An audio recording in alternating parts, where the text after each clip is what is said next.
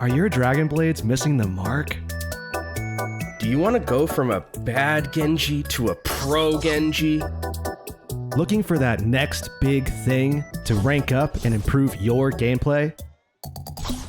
Well, look no further than our brand new Overwatch Contenders Genji skin! With our exclusive custom-made hoodie, your Genji gameplay will automatically be taken up a notch. And you'll look more stylish as you team wipe fight after fight. Just look at that stitching! To acquire your sick Genji threads, So you can destroy in ranked and dominate all your enemies. dude, chill. Sorry man, I'm just getting into it. All you have to do is connect your Battle.net account to Twitch. After that, on June 9th and June 10th, watching Overwatch Contenders will contribute to your drops progress. Letting you claim each magnificent offering, including the keen blade of Overwatch Contenders Genji.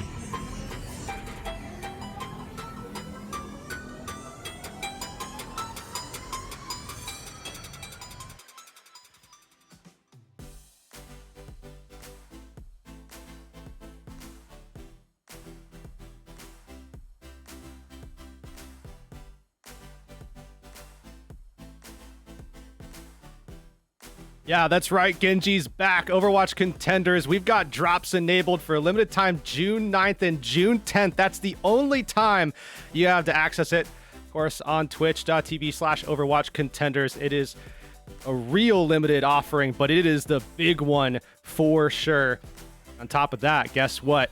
You still have the Reaper. You still have, I believe, the Lucio as well. Last chance. That campaign ends June 7th. So nearing a close there. Definitely make sure you want to jump over and get those drops as soon as possible because those are not going to be here for very much longer. You have tons of offerings though. Of course, you've got Contenders right now. You had CAH as well, Calling All Heroes. But that June 7th, that Summer Series Australia, that's your last opportunity. Definitely want to make sure you get in now. You've got EMEA and NA right now. You've got Korea and APAC to look forward to as well. Make sure you tune in as soon as possible. I'm just excited about those Genji skins coming back around. Woo! We've been waiting. We've been waiting here. It's only 2 days. Very, very limited. No longer sit and gain your drops over time. It is pick them up as they come because we're selling them like hotcakes. Same thing goes for fantastic matches though, as we've got another one on the griddle. Trick Room up against WISP. It's our second of the day. Our second, excited to... NA's third. Yeah, NA's third. We definitely had a triple header. We kind of blazed through some of these matches a little quick though. That first one in particular was pretty quick. So we find ourselves in a situation now where we're going to be seeing Trick Room for the second time today. And Trick Room, I mean, obviously a pretty devastating loss, I would say, to the Saints, but one team here that is definitely looking to move forward through the bracket. This is a team that impressed in Pro-Am, and they're looking to make their name. However, their opposition, WISP, that is another team that came in hot in the group stage. So Trick Room up first. We know what this team is, man. We know exactly what this team is. Exactly. They were the ones that molded, formed the foundations of Forged in Fire, the modern Rush compositions, with their Reinhardt of Infected, which eventually got switched over to a Ramatra, not for this team, but for many others, in the large majority of them. But that playstyle was really molded by them. And you heard earlier the really high praise that Lukewarm offered up to them, saying that they were the team with by far the best understanding of macro in the game right now, in the tournament, which I think is what they bring to this matchup. They may not necessarily be the innovators anymore, but they can certainly still hang. Yeah, absolutely. They just have played together for so long. They started their progression through scrims so early, well before Pro-Am groups even started. But this team that they're going to be going up against, WISP, I mean, really bringing the heat in terms of mechanical ability. This is definitely a clash of two different strengths, right? Trick Room with the macro, WISP with the micro. Obviously a lot of macro there for, they both obviously have qualities from one another, but WISP come in, they have an excellent Winston player. They're playing this setup where they can go ahead and play very dive heavy, dive focused. They have Rocket on the Tracer, who's been doing phenomenal things for WISP throughout the round robin stage and now into the playoff bracket. We expect a lot of that to continue. This whole team has really been lights out in terms of what you can get from individual players on a team. Yeah, I mean, across the roster, star players, you brought up the DPS on Chopper and Rocket, putting in some insane work. Rocket, one of, if not the best tracer that we have in North America. Jkaru has been critical to them in this meta. Beak as well, looking phenomenal alongside Vega, who is now divorced from CJ for the first time in some time. And a lot of it revolved around Jkaru's Winston. And Jkaru's Winston was phenomenal, especially early on in the meta. It picked up a lot of wins when everyone was kind of leading towards the Winston composition being the thing. But now that the meta's opened up and the breadth of compositions has really become visible, that's why I think WISP are probably down here. Because they don't really have that same depth that a lot of these other teams have, especially with just one tank. Which is crazy too, because historically WISP has been the team that has had a lot of flexibility and versatility and what they can bring to the table. They've never been that, one trick style team. And granted, WISP isn't that right now either, but certainly when you look at some of these other teams and what they can do, it's, I would say, far more than what we typically see. But we do see Icy a lot more come in, so we'll probably see WISP still still offering those same things, but they'll have to make an adjustment with their tank roster to make that happen. But let's get ready to get into this last map, or rather last match. First map, Lijiang Tower, going to be the one that actually starts things off here. Trick Room taking on WISP. I mean, this is two teams that made it to Pro-Ams. They made it through the group stage and into the actual group stage, I guess, through the qualifiers, that is. And they find themselves here early in the lower bracket here in spring. I mean, it's, I suppose, surprising for both of them, but at the same time, unsurprising. Like I said, the meta development has not been kind to WISP, right? It is generally shifted away from what they wanted to play. Trick Room, arguably the same, right? They really innovated on that Reinhardt composition. They continued the rush. It shifted over to Winston, which kind of fell out of their favor for a bit. And then they found their footing yet again. And that's what I kind of want to try and highlight today, is just what they've revolutionized and then how they've built upon what they had initially, right? Because what they did initially, every other team kind of picked it up, used it, learned from it, and continued to develop in the meta. In Trick Room, it's kind of their job to hang on, and thus far being a little bit unsuccessful in doing so and being knocked down to the lower bracket, but they still absolutely have a shot up against the likes of WISP. Let us know, though, who you think is going to win. Let your chat predictions fly on through. 1 for Trick Room, 2 for WISP. I think this one's actually going to be tight, not just because of the prediction here, but both these teams have quite a lot of fans. Yeah, I mean, Trick Room obviously picked up a ton around the Pro-Am qualifiers and the Pro-Am group stage as well, that massive win that they got over the Shock. They obviously are going to pick up fans in the process, and they deserve them. WISP has just been such a long-standing pillar of the community here for Tier 2 for quite some time. They were phenomenal to start the year off before we saw some players go different directions last year. But they've still maintained their position in Contenders for a long time. One of the actual longest standing at this point organizations that is, in Contenders. A lot of teams wind up, not being able to stick around as long. But WISP has just found a way, and we'll see if they can do that again here, starting things off. It is that Winston composition, but you can see Trick Room. They obviously know what they're going for here with a control center pickup as well. That is good RNG for them. Yeah, I mean, we talked about it. It was funny, I had the opportunity to cast with Avril, and I had Avril's take. Avril just think it doesn't matter map order, because if you're good, you'll just see them all. But at the same time, you gotta think momentum, man, is such a key factor, especially for these Contenders teams mentally to get in it. When they get going, it's hard to stop them, and especially on the composition that WISP is running, which doesn't offer much in the way of point presence, to juggle it away from Trick Room, who get a first cap through at the price of Pummy's health bar. Yeah, that's a big pickup to get too, because now there's none of that repositioning that can happen. WISP don't have to worry about as much of that damage happening towards Jkaru, and you can see Pummy actually going right over the Sombra immediately to try to get back quick. And they will get back. I mean, percentage is percentage. Given eventually, a Beak traded for both, though. Makes for a bit of an awkward fight. Wisp find a clean disengage, but not clean enough. Rocket down means Trick Room should be able to move forward pretty steadily with the tank and supports at their back. Nice charge there. Infected buys up some space. They get the kill into Jkaru, and just like that, the flip should be guaranteed, and indeed it is. Now Pummy has been unleashed onto the Sombra of St. Louis. He called himself the Sombra of the world as well after that big game against Shock, but probably looking to reclaim that. Didn't have, the outright best experience against Shock. Needs to have a better one here against WISP. I mean, honestly, until recent meta developments, Pummy was one of the best Sombras in North America. And still, I think, likely holds that title, even though a lot of players are picking up the hero again. Already up to 90% on an EMP. Yeah, Pummy hasn't missed a beat. 5% available and ultimate's coming up. Pummy get down to 95, though! Wisp now have the ability to use this sound barrier to counter out the Blizzard should they choose to. Can't disengage it, that's for sure. Nanabu saves the life of Jkaru, though. Give him a chance. Sound barrier is traded, which means a moment of reprieve in the fight before this EMP comes up for Trick Room. And it seems like it's an inevitability at this point, as long as Pummy can make it to the point before people start dying. But Infected's down, and the EMP goes off. Nobody cares, though, on the side of Wisp. There's just not enough follow-up. I mean, it was so close. Everybody on Wisp dropped to like 20% or lower, but the damage was just already dealt. And now Trick Room, they fall to the wayside. You can see that sleep that really set the tone. That's what set Pummy behind, where that EMP would have come out way earlier otherwise. And now Wisp in control. They have the high ground to keep Jkaru on and just apply that pressure now to Infected. Shatter, unfortunate miss as well for Infected. Jkaru low, one Icicle would have done it. A later Icicle still gets the job done. Point cap for sure for Trick Room. I think the dangerous thing about this is, though, Wisp has done a certainly solid job winning these fights, shutting down that Sombra of St. Louis.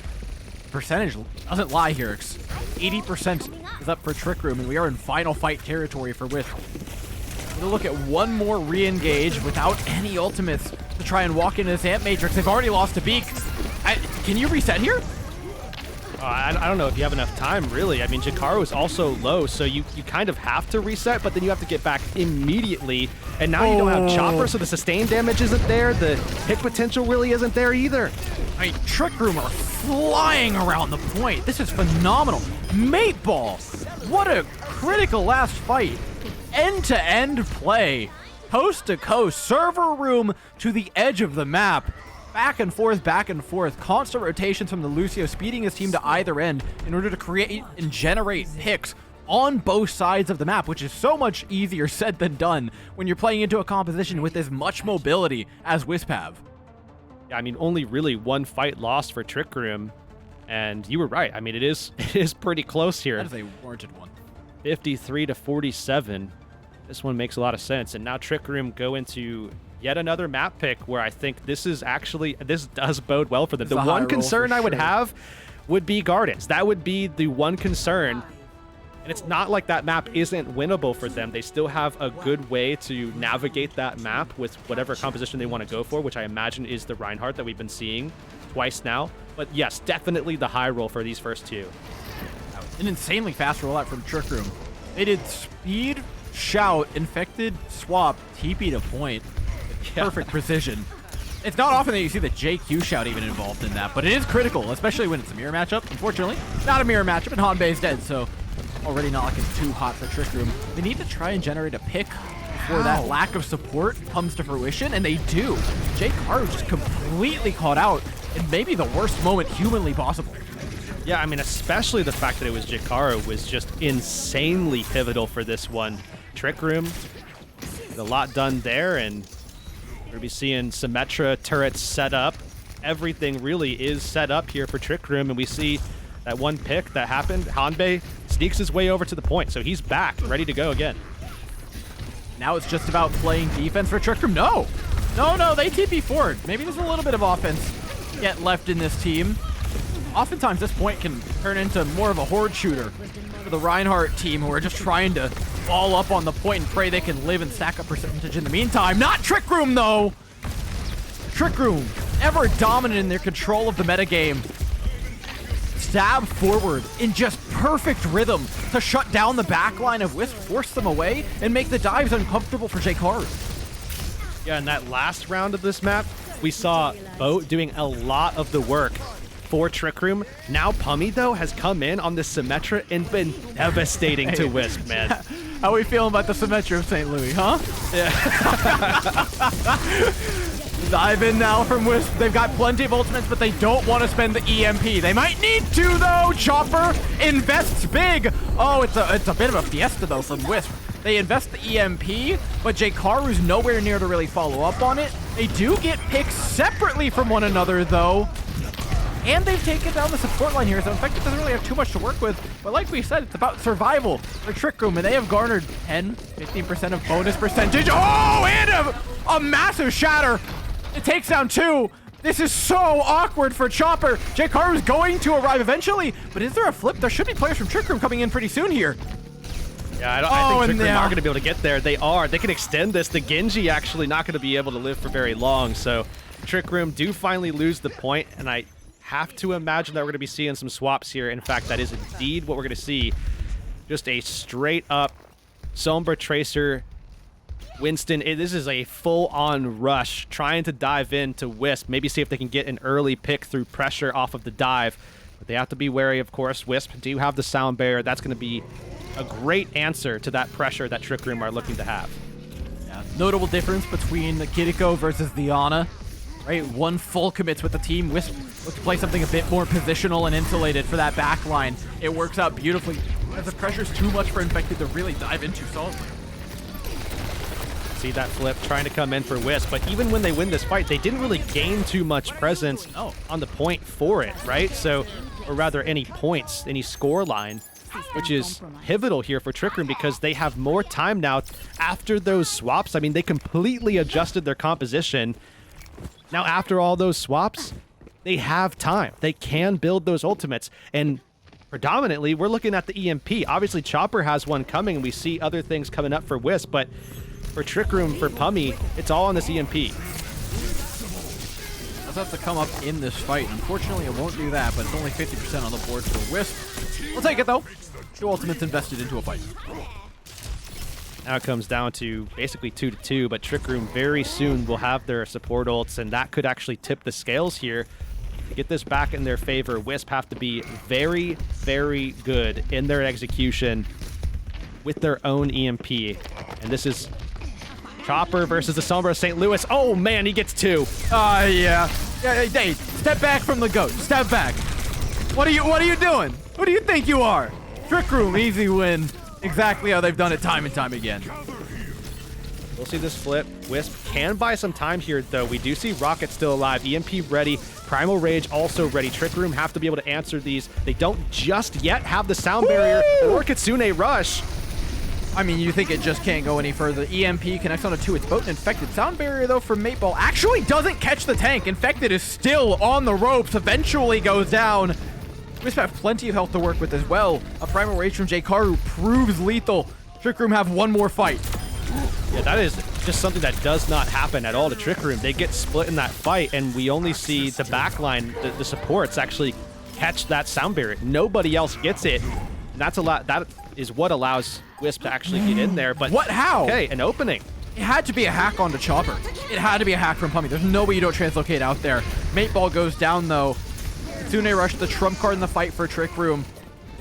Sound barrier gives Wisp a little bit of time to work with, but the Kitsune Rush should stay just that little bit longer that they need it to burn down the health bar of J-Karu, cap the point for themselves, and look for a win. Another EMP from Pummy, who has been a generator of them time and time again.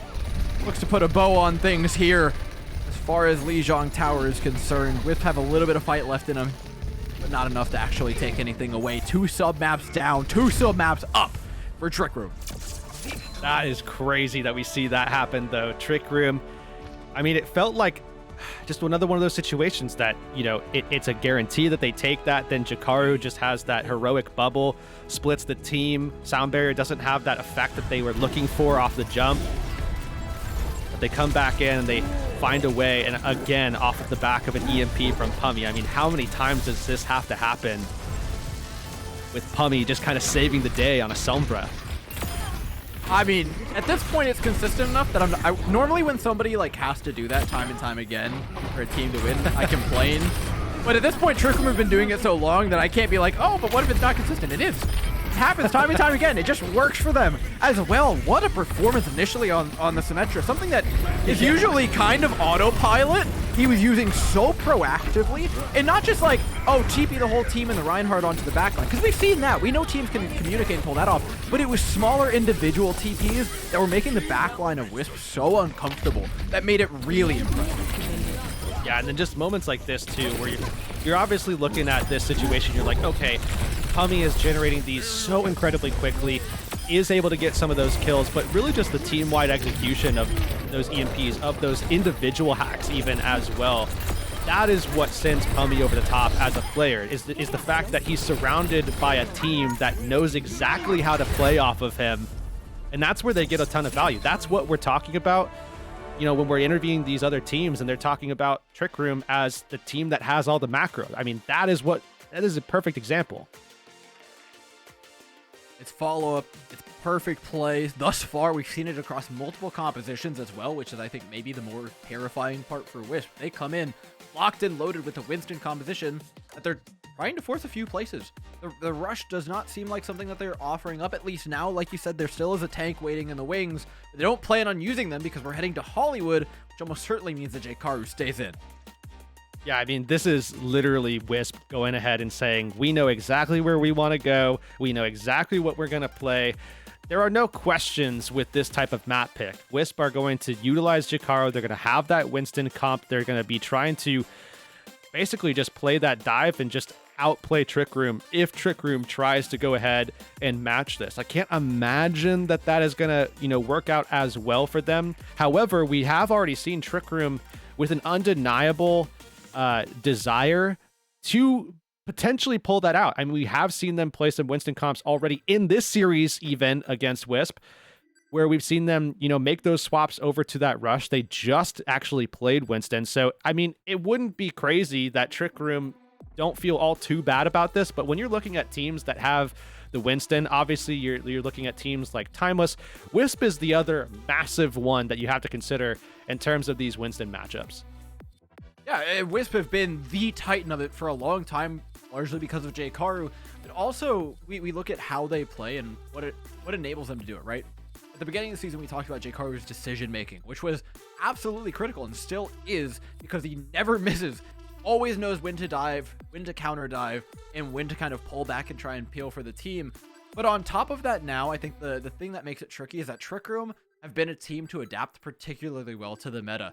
At first, they were the ones that kind of wrote the rule book on how to play it, and now that it shifted away, I think it's incredible to see a team with such an understanding of like their own place within it and what they need to do to succeed. And I think they accepted it coming in with the 2 weeks that they had and said, you know what, look, if we want to succeed within this meta, with how diverse it's getting, with the map pool that's currently being played, we've got to have a D.Va, a Winston, and a Ramatra or a Reinhardt, right? Whichever one of those is going to stick at the given time. And so I think for them, a lot of these 2 weeks were focused on broadening that hero pool, on trying to spread out that macro skill that initially was so focused on the rush compositions across a lot more that's available on the table. And so far, it's proven particularly good. So even though, yes, WISP are the specialist team for this composition, for this map, I can't count Trick Room out of anything because of how smart of a team they are and how good they are at practicing, which is, I think, something we don't talk about often, is just the quality of scrims that they're getting. Every other team, everybody here is, you know, double blocking, is doing basically everything they can in those 2 weeks to prep for this, but it's how Trick Room spend their time, the way they talk about the game in that time, that seems to be so valuable for them, and it makes it feel like they're getting almost double the scrim hours that they actually are out of them. I think a lot of that also is just foundational too, right? I mean, just the fact that they've been doing it longer than all these teams. I mean, coming into Pro-Am group stages after what was a phenomenal qualifier showing, Trick Room was just already talking about how profoundly important it was that they were starting early, so much earlier than everyone else. And WISP was actually the team last year that was doing that, interestingly enough, that they played a lot over that break period in the winter. And then come springtime, they were the team that people were mostly talking about before we saw some adjustments to the roster. Now look at how far they've come. All the way through the bracket. Ended up on the lower side, like we said. Only one team gets to come away from this alive. Now it's looking good for Trick Room, but this is the map, if there ever was one, for WISP to fire back on. Compositions look pretty similar, but they offer up their own different looks. Chopper on a Hanzo that has been so good for them. Rocket on the signature tracer that we have seen make many a play on this map, but Trick Room give their own signature take on it. The Somber's back.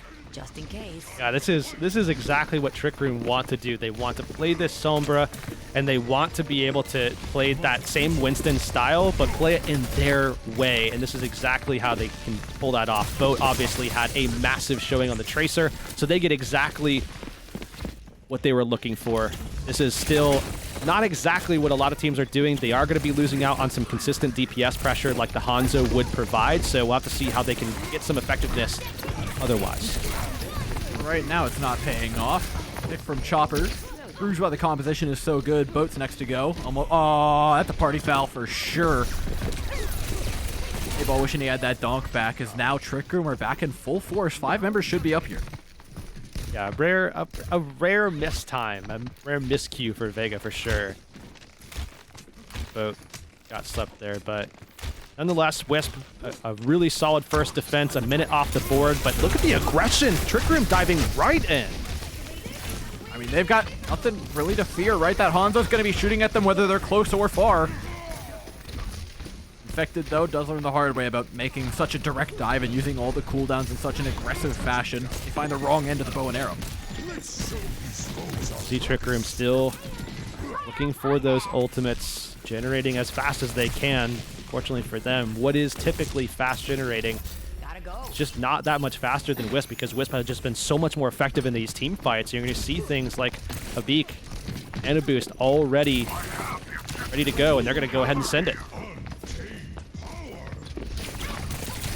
Nano boost for J-Karu is not too successful. Granted, it's really hard to pin down any of the members of Trick Room here, especially from the position that they're holding. Be a bit early for Wisp. They could have used it to peel as well. Maybe another option worth exploring, but for now, they re-engage without that nano boost. They've got a Primal Rage, though, and an EMP that they've run into. Trick Room, this is the shot they choose to take. Infected nano boosted up, bolstered as well by the rally. Everything in the kitchen sink is being used by Trick Room. And they've only gotten a pick onto Rocket for their troubles. Wisp are going to have a moment to strike back following this when that rally builds back up. It's now Infected's turn. Bowen has come alive as well. 1:27 on the clock, and Wisp are just falling over. Boat helping to solidify a couple of those final blows, but in reality, that was all Trick Room as a collective. That macro just showing out for them. And now you look at the situation that both teams are in, and we're pushing into a phase where, I mean, Winston play can dominate, but so can anybody that can actually operate from the high ground. So this is going to be key here, and especially because of the fact that we're seeing Sombras actually, instead of what would be more traditional, like an Ashe or a Hanzo, that can get up more consistently to these high grounds. We don't necessarily have those threats here.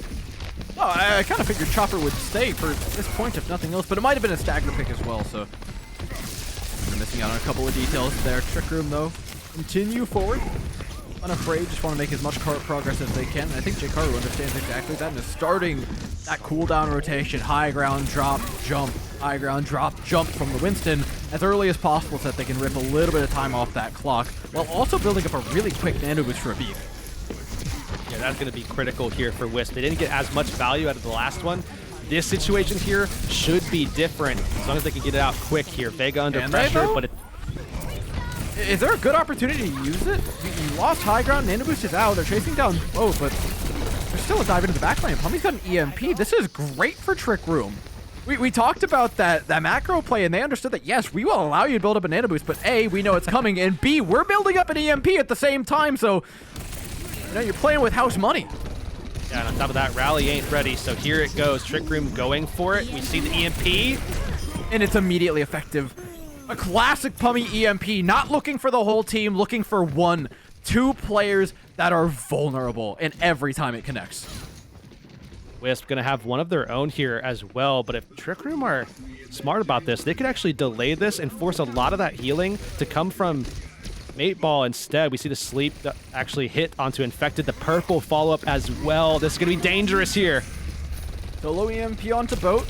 Not the most valuable target, but usually that's going to be enough to get a fight done in an instance like this. Though Trick Room still do have high ground to work from, and reclaiming it is much easier said than done. See that rally coming online. They're actually opting for Hanbei to get a lot of that healing value so that the nano boost comes up a lot faster, trying to match a Beak's rate. They're going to get the rally anyway, so this is really smart from Trick Room, just to manage their resources, especially. And you see them, of course, playing from that high ground as well, just forcing Wisp to play dangerously and keep repositioning until maybe Trick Room have an opportunity to pounce. Trick Room easily push away the dive from J-Karu. Wisp use the ultimates defensively that they have in that rally, but it's not much else. J-Karu as well slept away, taking the edge off of a Primal Blade, which was once proving so lethal. Now just catches the wrong end of an EMP and should be going down relatively soon here. Managed to at least get a trade in for Hanbei, so maybe there's some value to be had. In fact, doesn't go down in the meantime. How did J-Karu not die? Yeah, he was down at like 10% HP, and right now it's easy to say, oh, look, you know, the nano boost, of course he lived, but I mean, he was sitting at like 10% HP for like 4 or 5 seconds, which in this realm and this level of play, that is an eternity. That is crazy that he was sitting at that amount of HP for that long, and now you see it 18 seconds on the clock. Trick Room have to make something happen, and they have to defend against the EMP from Chopper as well. The nice part for Trick Room here is that they have the high ground, so EMPing upwards is very, very difficult, right? It's hard to follow up on that. You can EMP the person solo on cart a lot of the time here and find some decent value. And Infected is the target of the dive. No, it's split. Whisper shooting at the same target. The nano boost saves Infected. Boat just blinks away. A massive mistake in coordination is bailed out by a pulse bomb from Rocket. The Trick Room are coming up with tools of their own. Pulse bomb in tow in not too long. If Pummy can stay alive, there's an EMP in the wings. They've got to contest this cart for quite a long time. And it might be too tall of a task here for Boat. Wisp. Find a win. You're on point B. I'm not going to lie, I got real nervous here after that EMP didn't connect. Rocket. I mean, Rocket's bailed this team out a few times. Like, if we ever have to hit a panic button as Wisp, it's usually a Primal or like a 4-man pulse bomb from Rocket. But man, does it feel stressful when they need to. Yeah, I mean, when it's out of desperation, necessity, that kind of thing, yeah, it's definitely a clincher. But hey, I mean, just the same with Pummy. If it's something that they find consistency in, right? I mean, they do it often, and maybe it's fine. You know what I mean? Like, maybe we can cope and say that it's fine. Trick Room, though, they do get a decent amount of distance here. So obviously not all hope is lost, certainly, but trying to deal with Wisp, in particular their Winston setups, very hard to contend with. Obviously they were fortunate with that big play coming in from Rocket, but I think J-Karu on attack is just the scariest thing to play against on a Winston-based map in particular. Obviously there's a lot of focus onto J-Karu when you see, you know, just how much damage J-Karu is taking. I mean, Infected at 8.6k damage taken. J-Karu over 10k right now. There's clearly a lot of focus. Even some of the hacks are going out onto him as well. So that's going to limit and mitigate some of the value that he's going to get. But still, it's J-Karu on a Winston map. I mean, damage towards J-Karu is damage not spent towards the rest of his team. That's fair. It is an important notion, you know? Now as they storm forward, like you said, seemingly an uninterruptible force. J-Karu on attack. See how Trick Room can do, though. You don't interrupt it. Maybe you slowly bring it to a halt. Maybe you start with Chopper instead, who drops down to 5 HP. Count him on one hand. 5 HP, and somehow gets out scot-free. Trick Room now fall back, wondering what on earth happened. Of course, it's just these two. There's nobody here to help that. It's like full counter dive from Trick Room.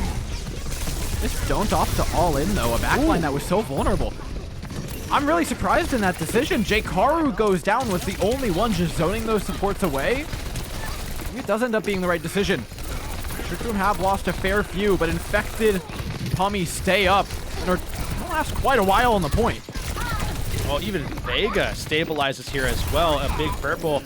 Pummy can't even get out. So yeah, J-Karu gets caught. A really aggressive counterplay from Trick Room off the back of Hanbei landing a massive biotic. But other than that, I mean, Wisp really held control even after they lost what is, I would say, very inarguably the centerpiece of their composition, of their strategy. And now Wisp, going into this next stage, you see yet again that Sombra swap from Chopper, and Wisp are going ahead and trying to take this high ground. Already behind on EMP charge, though. It would not be the first time Pummy has lapped somebody in EMP charge. Put your name on quite a long list, to be honest. With that EMP up, Trick Room back away calmly, knowing they full well have the tools to try and re-engage this high ground and rip it away from the hands of Wisp if they don't respect them. Wisp, though, don't respect it. Go for a pulse on the mate ball. An EMP thusly doesn't really find too much because I think it was just enough of a distraction on the Brig that few heads were turned and damage was focused the other direction. It's also just damage that isn't going to be there to help support the execution of that ult as well. I mean, it's just one whip shot that may have been able to get that kill onto Chopper. Nonetheless, Chopper coming back in, got that reset, so now it's time. Jakaru, Primal Rage at the ready, already applying that damage, and it's coming soon, I have to imagine. And of course, Trick Room has to be careful of the biotic grenades that are going to be sent into this fight as well. And they've been particularly dangerous from both sides. The Beak and Hanbei have been trading them back and forth. Did you see that from Hanbei? I mean, that got chucked to Narnia. Oh my god. Out of the park with that one. And you may pay the price for it because now you're lacking it to put at your own feet. Fortunately, does manage to escape the Primal Rage for now. Instead, finds the whip shot from Vega. Completely vulnerable Trick Room. They screw the Ana. We're going to try and dive the high ground, but they don't manage to trade it out. They don't make that decision worth it. Once their backline falls, Wisp now nearing that white box. It doesn't seem like much can stop them, especially when they've got an EMP in hand to try and finish things off. Scoreline is all but certainly going to 1-1 here as Wisp take it away on their signature map. Yeah, Hanbei timing critical there as well. Forced to actually pop the nano boost onto Boat. Boat looking to save the day, but maybe not happening this time around, buddy. Maybe Boat, the GOAT, better than Proper? Infected, charges up a punch, gets immediately hacked. Okay, that's gotta be kaput. That's gotta be lights out, right? Oh, still alive. But it was only inevitable here. Too many ultimates to handle from Wisp. EMP coming in late. The nano boost seals the deal. A nicely played map, and again, a lot of it at the hands of Jkaru, who is just unmistakable on the Winston. You could take the name tags off, and you could pick out his gameplay. Yeah, definitely so. I mean, we saw him have that one death in the opener towards, point A. But even still, I mean, 3 deaths was the absolute maximum. It was Jakaru on this team. Everybody else had 2. Chopper had 1 death. I mean, they were very consistent in these fights. That's why they got the stop where they did. And that's why, as well, we saw even these situations where Pummy was getting a ton of value out of these EMPs. Wisp were still getting, careful resets, good disengages. Trick Room outsmarted Wisp a couple of times on some of those engagements, especially behind the nano boosts from a Beak, where Jakaru would go in and then just find nobody. Trick Room just vanished. But nonetheless, Wisp were still winning those team fights. I mean, a lot of it comes down to individual play for Wisp, which is exactly what we were talking about, but, 30 minutes ago to lukewarm about how much of a mechanical masterclass this team can put on, right? It's that play from a Beak and Vega to keep their backline alive seemingly through 5 players versus 2. It's Jkaru's ability to quadruple his health pool on Winston at his own will. It's Rocket's ability to magnetically draw in pulse bombs towards his opponents when they need it most. That's what Wisp is bringing to the table right now. And Trick Room, yes, the macro has been absolutely incredible. It's a dream to watch. If you're a coach, like, this is the team that you want to be coaching. It still doesn't necessarily get you all the way there, and you will come up against walls like Wisp that can just hit their shots when it counts, which means that we are at a score line of 2-2 in the grand scheme of things here. I can see this thing going a very long way. Yeah, I'm definitely looking forward to it. We won't waste any more time. We're going to go to a halftime break. When we come back, it's map number 3. Has your music lately been sounding off? Melodies sounding out of tune? Shows ending without a swoon? Missing your beats? With no way to improve your feats? Well, just you wait until you get your hands on the brand new Overwatch Contenders Lucio skin. Obtaining such a masterpiece is as easy as connecting your Battle.net account to Twitch. After that, watching Overwatch Contenders will contribute to your drops progress, letting you claim each outstanding offer, including the luminescent and lustrous lime locks of Lucio, equipped with the latest and greatest hardware and software. The Overwatch Contenders Lucio skin will be sure to heighten your harmonies and fire up your fans.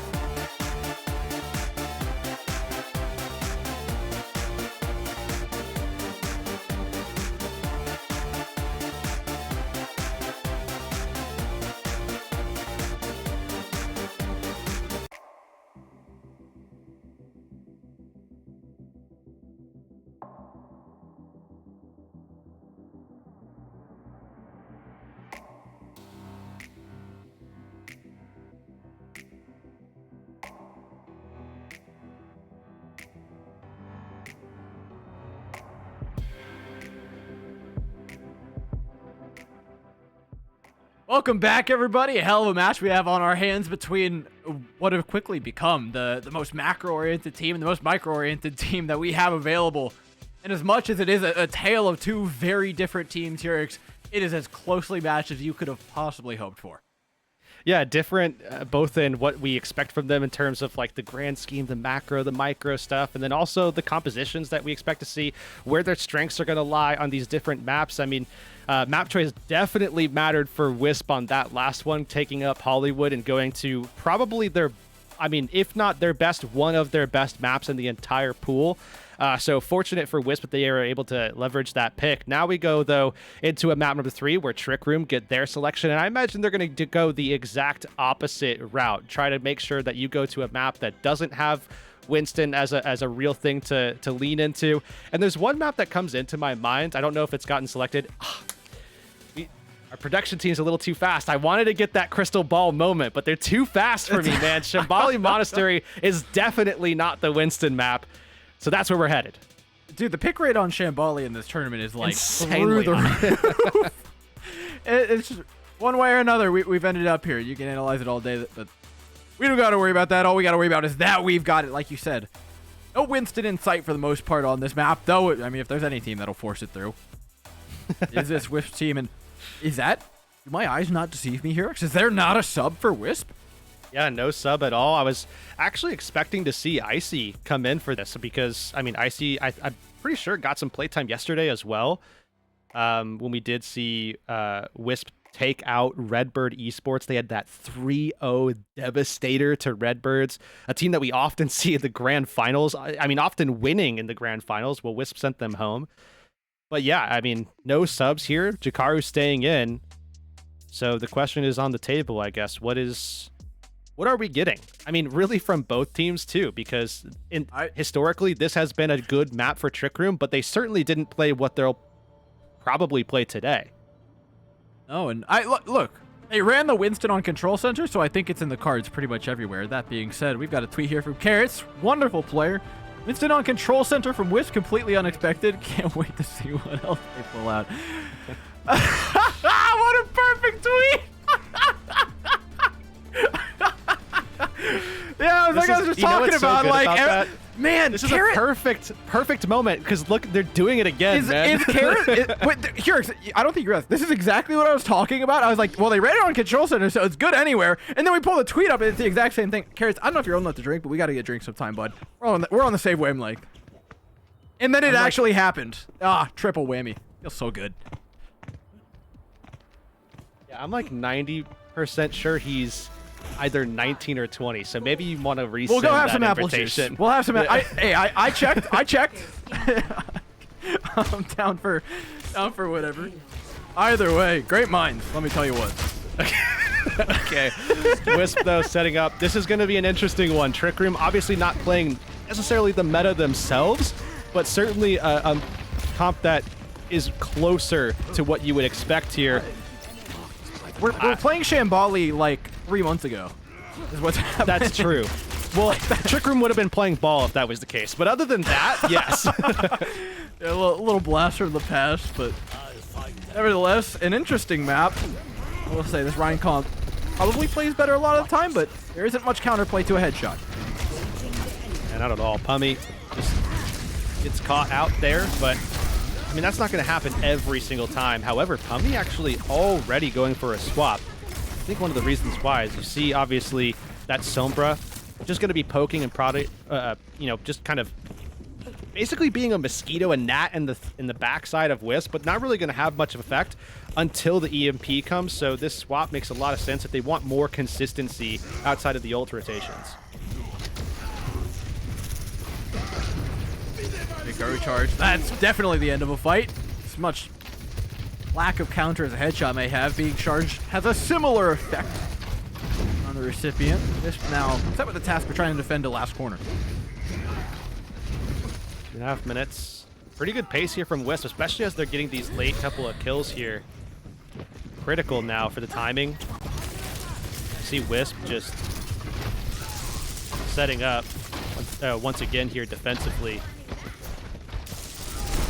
Obviously, that one death that we saw into Magic Mate Ball really slowed things down, but Trick Room are coming back forward. Wisp, though, diving in. They're going to apply this pressure to Infected. Jakaru also going to be able to get that. Okay, well, they don't need to do anything now. Okay. Again, the mechanical play of Trick Room just comes to save the day, or Wisp rather. Because Trick Room are set up nicely there. The reason they pulled back from that fight initially is because they knew the Nano was up on the other side, but because it didn't have to be used, all sevens for Wisp. And you know what? It makes so much sense to see Vega on this type of pick too, right? Because, oh, look at the position here too. Kind of on an off angle. This is just so easy to get away from too. You just have the ability to teleport. But Vega, kind of widely known for being a main support with great aim, has played a ton of Zenyatta as well. So, I mean, this is similar enough. Yeah, I mean, often lauded as the best flex main support, right? Yeah. Which is, hey, it's not a title we take lightly nowadays. Players are getting real good at it. Extreme value, especially for Wisp. They have been really trying to get as much as they can out of it, and here they are doing it again. Yeah, Hicks last fight, Kitsune Rush this fight. Trick Room are really trying to outplay this with macro and wait out important ultimates, but there's no getting around it. They're down in ultimate. He caught. What? Wow, from downtown, really. A beak dies to that and a couple stray icicles. Incredible aim from both, throwing the shot put downtown. Jakaru left without an Ana, isn't really able to get anything done. Wisp now left to just the one flex support. I don't think Vega's getting anything done after having teleported out. Trick Room, find an A. You get the job done. Still, though, I have to say, Wisp, with this composition, giving a lot more than I thought they would initially. This just seems like such a hard comp to get value out of on this map in particular, especially, you know, in the open stages and everything, but as Trick Room can kind of close the distance a lot more easily onto these corners, I imagine that's where they're going to get some of their value. But look at this. You talk about blast from the past. Look at this Trick Room composition, man. Oh my god. We're really back in March now, dude. We're dusting off fossils. That's what's happening. See if we don't turn into oil barons soon enough. Carter, though, he is just eating those.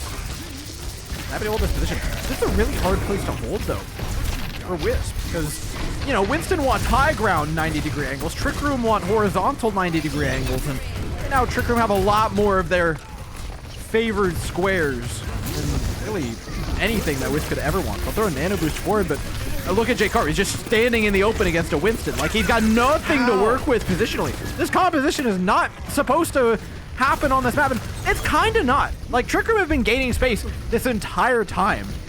Provided that Wisp don't find a magic pick at the hand of Chopper or Rocket, it should just be Trick Room continuously moving forward, because Winston simply can't play neutral into Reinhardt without high ground. Curious now if Jakaru just goes ahead and spends Primal Rage. It wouldn't be super wise, but I guess if you want to just extend, buy some time, that's exactly what they're going to do. And they're even going to throw Vega's Tsune Rush into it as well. Yeah, Trick Room answering Tide, throwing in a few ultimates of their own, a few expensive ones. So Wisp, I think, are happy with the trade at the very wound least. up being okay. Yeah, it all came out in the wash. Well, the other thing too here is that Wisp have clearly recognized what we have already been kind of talking about. That comp ain't working, man. You gotta make a swap. And that's exactly what they're gonna do here. They go over to the Ramatra. They match virtually everything else. Of course, definitely not gonna match the old Bastion on this one. Have the Hanzo instead. Trick Room stepping up. They still have plenty of time to work with. You can see Pummy trying to see if he can find anything here. This is one of the teams that has been the most effective with their Bastion ultimates, but this time doesn't get too much. Instead, it's the wheels going down that do the real trick. Now Wisp just don't have any ultimates. The comp swap was too expensive here.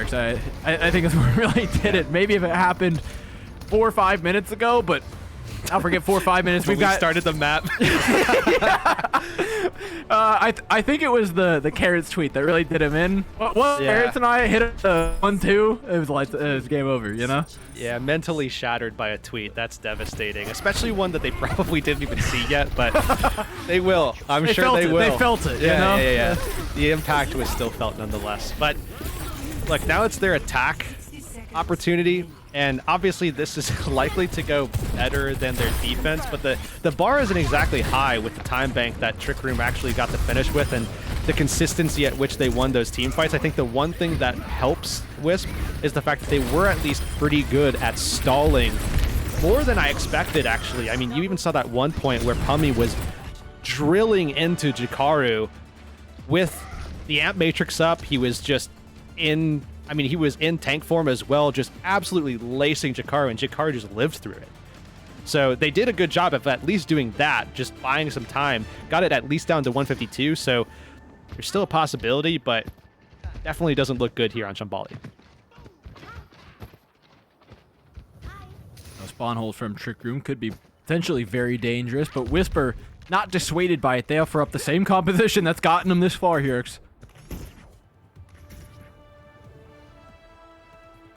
Might be time to pull up that Carrots tweet once again. do we have it on deck? Yeah, if this does... Oh no. Completely unexpected. It hurts so much more the worse this composition works. But for now, it's doing okay. Pummy out of the way, spawn hold likely broken in situation, so Trick Room have at least been forced back for now. It only gets worse the longer the map goes, Yurix, though. It only gets flatter from here. Well, I do like the adjustment, though. I mean, Trick Room is a team that isn't going to be able to offer a ton of backline pressure. Vega on the Zenyatta, at least at, you know, the opener stage here, really helps them out in terms of applying some more pressure to Infected, so he's not able to get those swings off. And now you're able to get away from your spawn, break out of that spawn hold. You get your swap back over to the Kiriko, so you have that utility back on offer. So Wisp are still playing this smart as much as they can, being locked into this composition. Rocket charging him a pulse bomb as well. No doubt will be deadly with that. It has been many a time before, though, and maybe deadly too late. A great immortality field by Hanbei keeps the Reinhardt up tight. Beak goes down. That kill is basically just confirmed by the fact that it's not traded. As I say it, Hanbei goes down to J-Karu, who's playing a pretty good neutral here. Not overextending into anything, especially considering the fact that he doesn't really have an auto to work with. This is a pretty tricky position, but they bought time for the EMP to build, and Chopper's happy to use that on a team that is not ready for it. For the first time in a while, Trick Room is not ready for an EMP. Yeah, I think the only reason this is working is because it's Wisp. I mean, at this stage, definitely if you're a team watching this, don't try this. It's just, it's probably not going to work. But the fact that it is Wisp, they just have that ability to pull this off. Jikaru going to be forced to Primal Rage here, but Trick Room do get the contest they're looking for, and they're still looking for that EMP. Pummy very close. Wow. Chopper got forced so far back, though, with that translocate. There's a lot of time yet to find some kills here for Trick Room before the penultimate fight actually goes down. Jikaru in a bit of trouble. Spectre tries to block the heals. It's not enough. Only trades back one in the grand scheme of things, and Wisp pick up a win off the back of a Primal Blade from Jikaru. So Trick Room, they wind up... There's no way this is a reality. There's no way this is real. No. Don't start. It's okay. It's not cope time yet. Like, this point is really hard. Like, there's a lot of 90-degree angles to get past. There's a few flank routes here for Wisp to play with, but No, look at Trick Room's composition. There's no way this is I'm real. blind. Wait. Wait. No, go back. Go. I feel like the Carrots tweet is like infecting our brain right now. Yeah. Like, it's really melting it neuron by neuron. But nevertheless, ults quickly, and Whisper, I can't imagine they are anything less than jubilant about seeing a mirror matchup here. Yeah, Jikaru is absolutely just beyond excited about the situation that he's in right now. Just being able to go into these Winston matches and mirror everything out. And they also have the economy advantage. They have momentum. This is a perfect situation for Wisp. Yeah, Trick Room, they literally just can't contest. They're not going to. They choose not to, and even the disengage is unsuccessful. Rocket's only thing traded. Wisp still have ultimates. The pain train's not going to stop, Hurix. This might be... Could it be like 3.5 minutes? I mean, I don't think so, just because Trick Room are going to be able to contest in this next fight here. They have Sound Barrier. Infected can get into position. You're going to see Infected probably do enough damage where he's going to get that Primal Rage reset. Oh, but they completely obliterate him. Oh.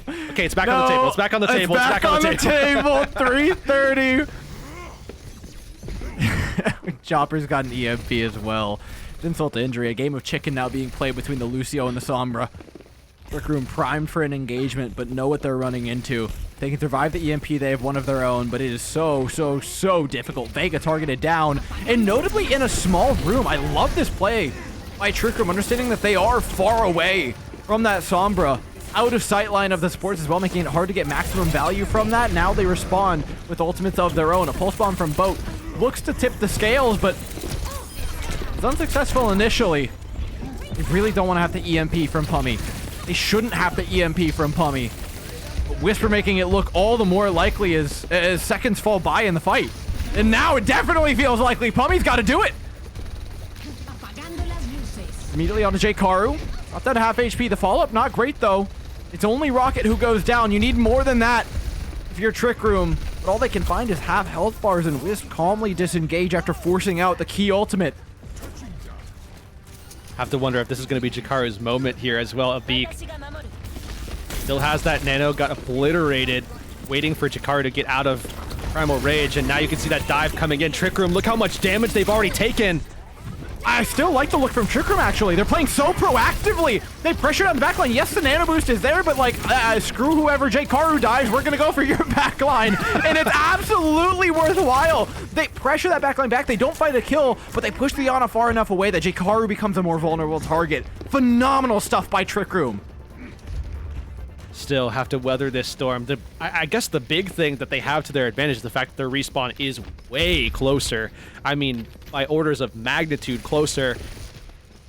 That might be enough for them. Wisp, though, going to be coming at them big time. EMP, here it goes. Chopper getting into position. They're just looking for Trick Room, but Trick Room, they stole a kill already. They're so patient. They're so patient. EMP hits basically all four. Bo just dodges it, but it doesn't matter. They've taken down Pummy. But the rest of Wisp isn't actually here to capitalize. Remember, you talked about how close that spawn is. By the time the rest of Wisp arrives, Rocket's back. Chopper's back. Pummy's back. It's 5-on-5 again. Hurix and Trick Room are the ones with big ultimates. Sound barrier engagement from them. A full dive onto a Beak who can sleep one, but certainly not save themselves. Somehow got away from that scot-free. The peel from Jikaru and crew is enough. An EMP now catches the Winston, but as he's jumping out, that's unfortunate for Trick Room. They actually didn't get the value. That was supposed to be their trump card. Now 116 on the clock, and there's no clear lead for either team. I will say that nano boost coming up though for Jakaru. He's going to dive in. They're going to trade Winston value. Infected needs to get something out of this Primal Rage, or this might be Wisp's opportunity to steal this one away. Tacked out. They really, really want Vega out of this trade, but Infected just can't find that same amount of value. Runs back to a hacked health pack, but the health, it's not fast enough here. 50 seconds on the clock though. Maybe they can pull an off, but no chance. Minute on the clock of OT for Wisp. And so much of it comes down to being able to dodge that EMP from Jakaru. Smelled it in the water, jumped away, pops the Primal Rage as well just to make sure he had plenty of health to soak up the damage. And when Pummy's EMP didn't connect, it sealed the fate of Trick Room. I just can't believe what we're seeing. I just can't believe that we're seeing a Winston v. Winston mirror on Shambali. I mean, no way Trick Room came into this map thinking, you know what? We'll fall back to a Winston mirror on Shambali. That's why we're gonna pick this one. There's no way Still that not was in sure the what they're cards. thinking. Like, this is the most strategically dense, the most meta understanding team that we arguably have right now, and yet they are the ones that opt for it. And then they swap to it on B as well, a point that's generally pretty comfortable for the Reinhardt. I don't know. I have no idea. Either way, we roll back out on Reinhardt. Everything goes back to normal. Homies on the Bastion again, which I still don't think we were fully expecting to see today, but it's done pretty good work against Wisp. And then remember, the first point hold did hold down, I believe, 2 minutes off the clock from Wisp. So Yeah. Trick Room know that this does pass the test. They just have to be able to execute again. Yeah, if you can force these brawls, that actually does bode well for Trick Room. I mean, you can still get a ton of value just laying into Jakaru as he comes in. It's difficult for Rocket to get a ton of value because as Rocket comes in, he's going to get marked by Mateball, Hanbei, Hummy, Bo. Everybody can turn to deal with him, and Chopper actually going to add to that mix. Vega getting that same swap that we saw from them before. More pressure onto Infected, especially as those hacks come in. Like We're the already 30 adjustments on both seconds sides. down, though. This is half the time bank for Wisp, which is not insignificant in a fight where they have literally made no progress. I mean, the cart's pushed up in a minor way. Pummy's gone down, though. Finally, the pressure from Rocket tips the kettle over. Spilling its contents the other direction. Trick Room now, without a source of damage, have no way of winning this. I think just cleverly played there by Wisp. Great positioning, taking every possible flank. Not even stacking too, right? I mean, Rocket was taking one side, Chopper took the other. Wisp on the other side had people coming in from, the front to back angle, especially Vega, who's pretty close now to having a Transcendence. I'm curious now if he winds up just staying this. I can't imagine that he will. I think that he's going to go for a swap. Yeah, just to be able to get back. It's in overtime. They do have a pick, though, that can help things out, but as it's equalized, definitely needs to get back quickly. In fact, he's going to stay, actually. Yeah, Infected down to half HP, but there's just not enough damage to follow up, which definitely would have been there had Chopper been alive. Infected now, out the threat of that DPS, gets to charge into the back line. Unscathed for a moment, but eventually scathed a lot. We're pretty happy with the trades they're getting right now. Their spawns are closer, mind you. We approach the end of an A point, one that Trick Room really didn't want to allow. Yeah, not at all. They definitely wanted to get this shut down much earlier. They really would have liked to have stopped the cart right where it started. I mean, they had a great comp to pull it off, but now they're going to have to try to see if they can make their way through this Transcendence. They don't have the Bite Grenade, and they still have this EMP. Maybe that can turn the tides. Pummy's EMP is 2% behind, and that might be what does it. Chopper, though, has one for a rainy day. Should use it for the re-engage here. Almost certainly, right? EMP, yeah, it's on to Infected Hanbei. It's done more than enough. Nano Boost as well as Wisp go all in, investing everything into a fight that almost certainly secures a solid position in the map, if not a win. Massively deflating as well for Trick Room. I mean, they're going to come into this next fight with an Earth Shatter, but I mean, literally nothing else. And you also allow that cap to go through, so Trick Room obviously felt good after their cap, I'm sure.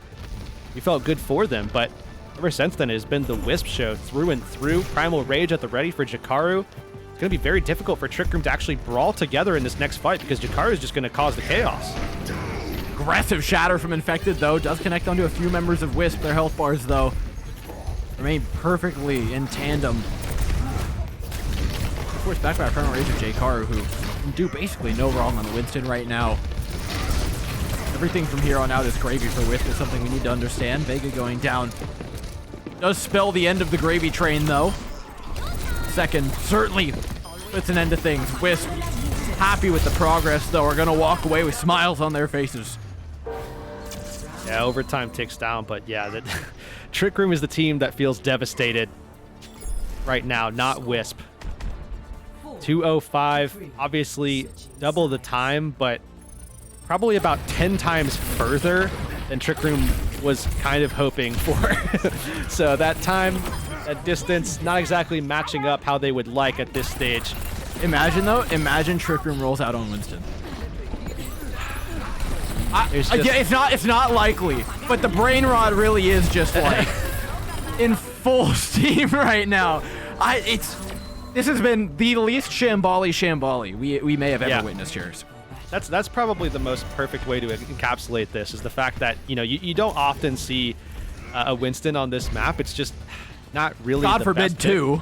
Yeah, but the fact that we're seeing a mirror is insane to me, especially because of where the meta is right now. You would often see things like Ramatra here, and neither team are playing that really at all, and certainly not opting for it when they have other options. I use options in quotations, though, because really this is two teams forcing their play style on a map that you just don't see really either of them. Even Trick Room, who picked this map, is playing this Reinhardt composition on Shambali here, where nobody else really is outside of, in EMEA. You could look at SR Peak Check, but they're very similar in that they just play Reinhardt as often as possible.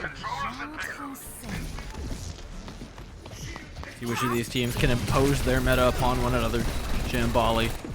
Trick Room have a high bar to pass. They had more time initially. That doesn't seem to be a factor anymore, quite frankly. It's all neutral for now. Remember, Wisp, the struggle for them on their defending.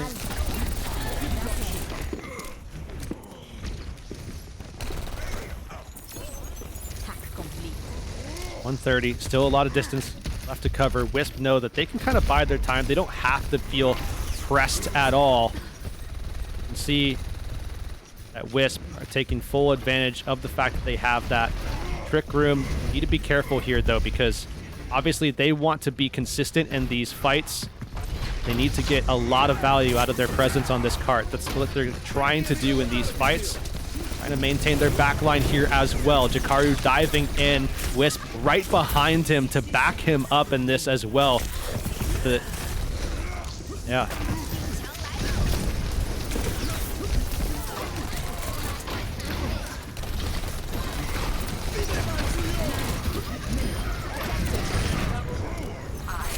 Wisp coming together. They have all the ultimates they could possibly need. 38 seconds here on the clock. Trick Room sent back to the spawn, but you look at this, it just looks so devastating already. Wisp with 3 ultimates banked up, still so much ground that that Trick Room has to cover, and they have to do this consecutively. They have to be able to do all this in OT. Yes, Wisp were able to do that, but it's a lot to ask.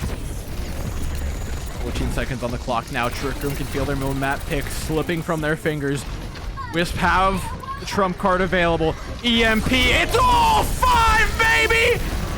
Call a bingo and send him home! Jkaru's there to finish him off! The sound barrier dreams of hitting the ground for Magic 8 Ball, but by the time it does, every last member of his team is sent back to spawn.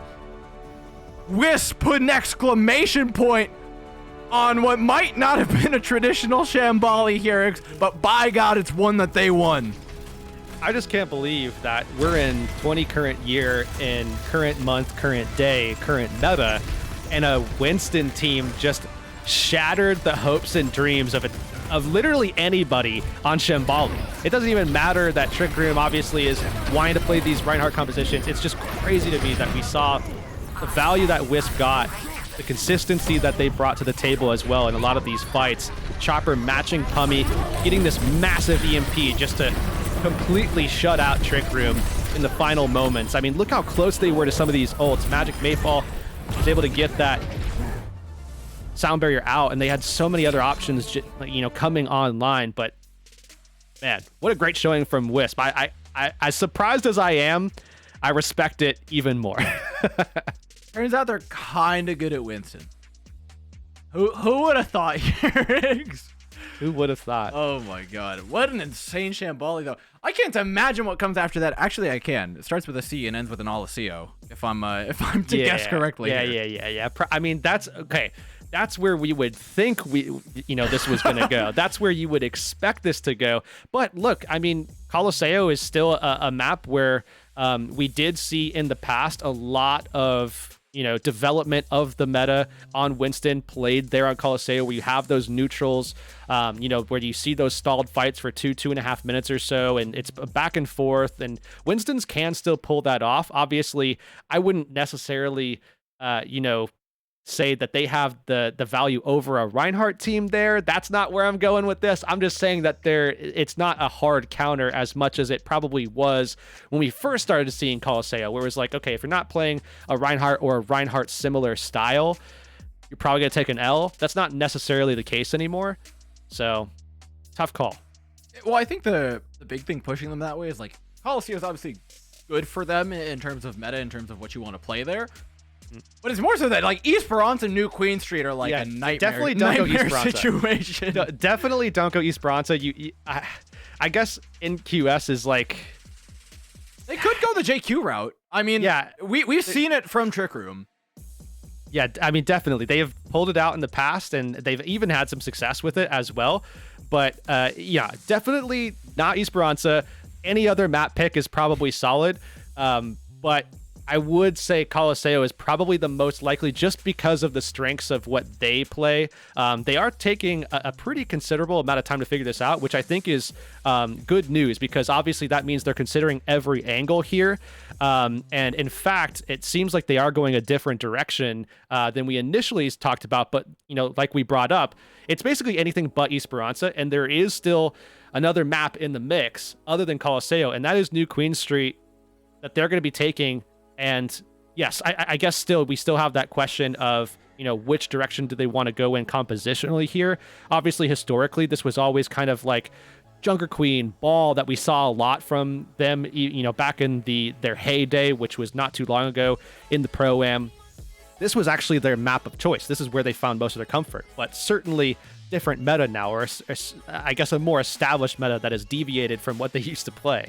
I actually think you've hit the nail on the head here. The Ball might actually be the correct bet. JQ, Trick Room have played it a bit, but if you want to know where their roots are, and honestly where this matchup's been going, of just both teams trying to out-comfort one another regardless of what map is being played, Ball's where it's kind of at for them, and it also could put a very big mix into things, right? We talk about the correct decision-making from J-Karu, but when you're playing against a Ball comp, and a Ball comp nonetheless headed up by a team like Trick Room, covering all your bases is a nigh on impossible task as a tank player. Already excited to get the answers to all those questions. And then, we can pull up the Carrots tweet again for whatever WISP are going to run. Yeah, I mean, we pretty much have a solid idea at this point of what we're going to get from WISP, and there it is. See, now... Just keep it up for 10 seconds. It could bite us a little bit, though, because if it doesn't go that route... Have we called our shot too early? Yeah. Have we called our shot too early? There's no way. Yeah. Okay. Yep. Trick Room, put it back. Put it back on the shelf right now. Trick Room.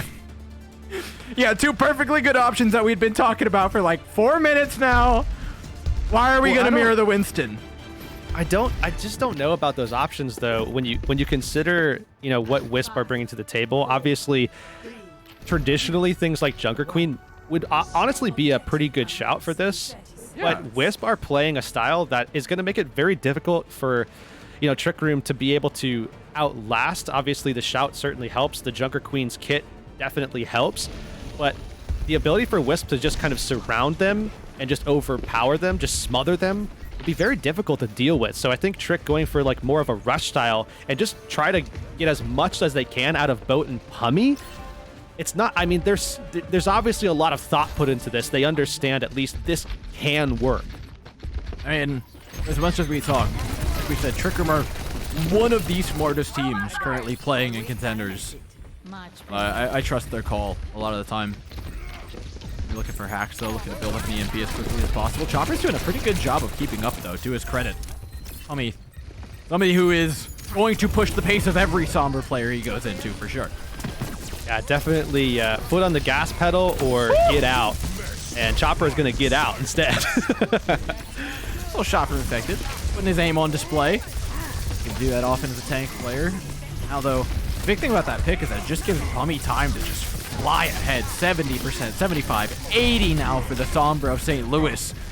Chopper's got some catch-up to do.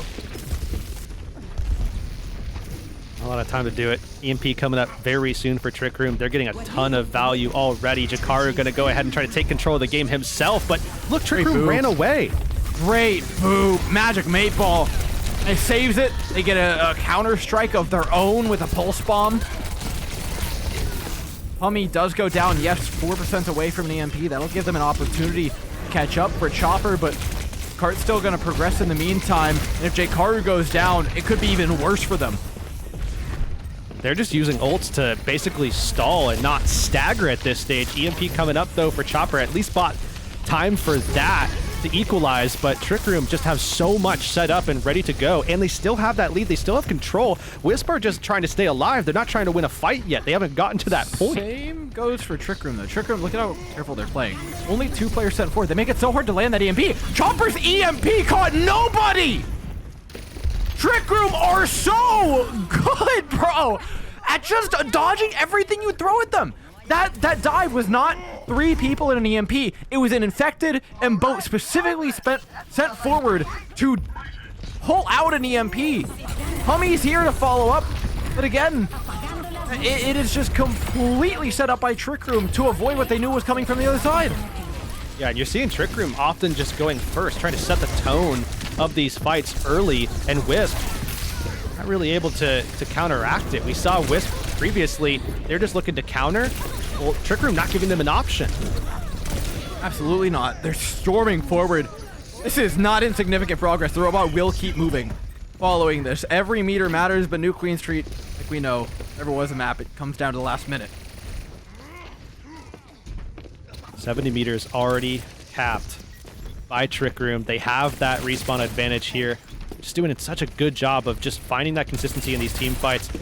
Going first, going aggressive. They've taken Vega out of the equation already. I mean, cart progress should just come as well. Rocket, though, does get a key pick. I think it's actually fortunate here for Wisp that they've managed to juggle Cart such that they have not allowed the robot to make its way up this hill. They have lost all of these fights. Like, they have just managed to scab over the wound. I mean, they have 2 kills, Dor. They have 2 total kills right now. One onto Pummy, one onto Hanbei. That is it over 4 minutes. Well, one more death to the tally. Oh, nearly gets ran over on accident there, but fortunately does recall in time. Tries to return the favor to Rocket and does so valiantly with the help of Pummy.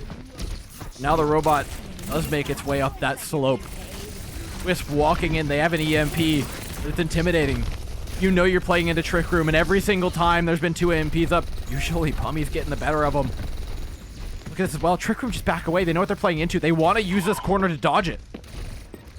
Oh, here it comes. Pummy tries to catch someone. They were looking for Rocket, but Rocket gets out.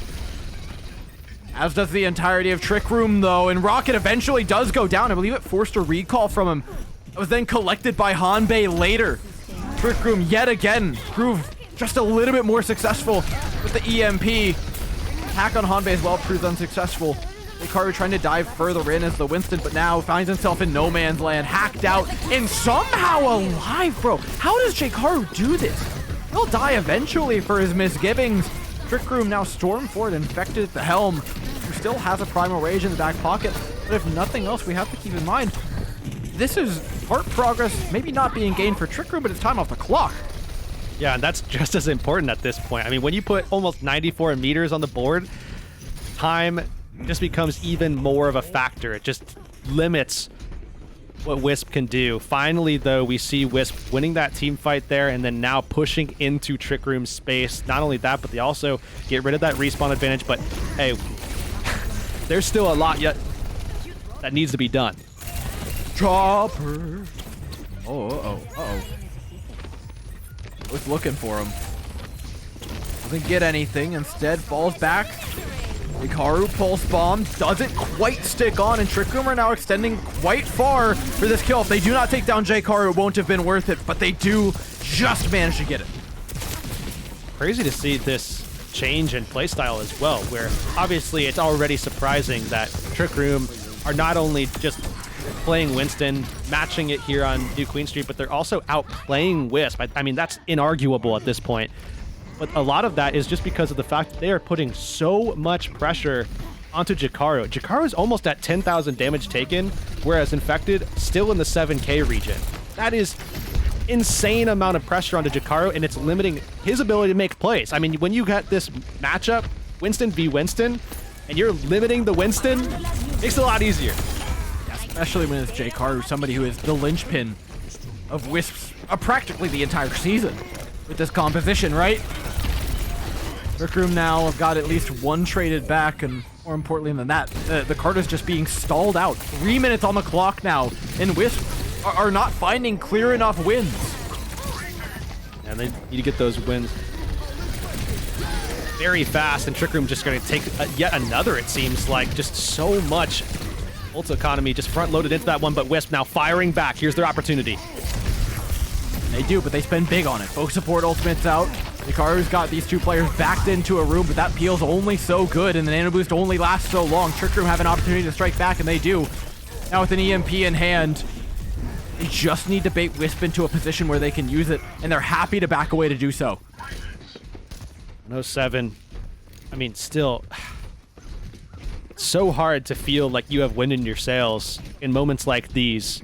WISP is a team that can remain composed.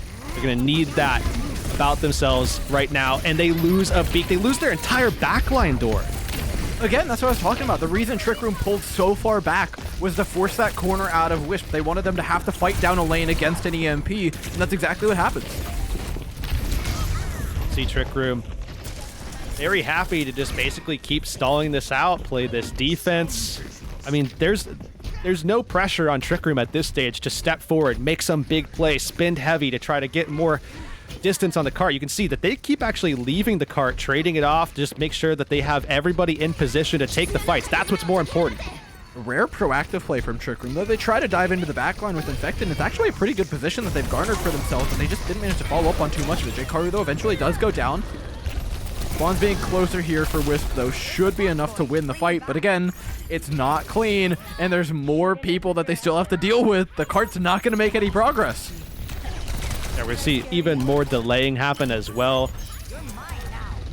WISP, I think at this point, Pummy just has so much pack control as well. Just all these health packs hacked out. You can see Chopper trying to kind of push things forward so they have more control as they progress, and big hack onto What did Boat. they Just EMP? doesn't, Was it solo? they just got on Boat, and that was it. Yeah, I mean, Boat had enough teammates. Hanbei just immediately teleports Suzu's, denies the entire thing.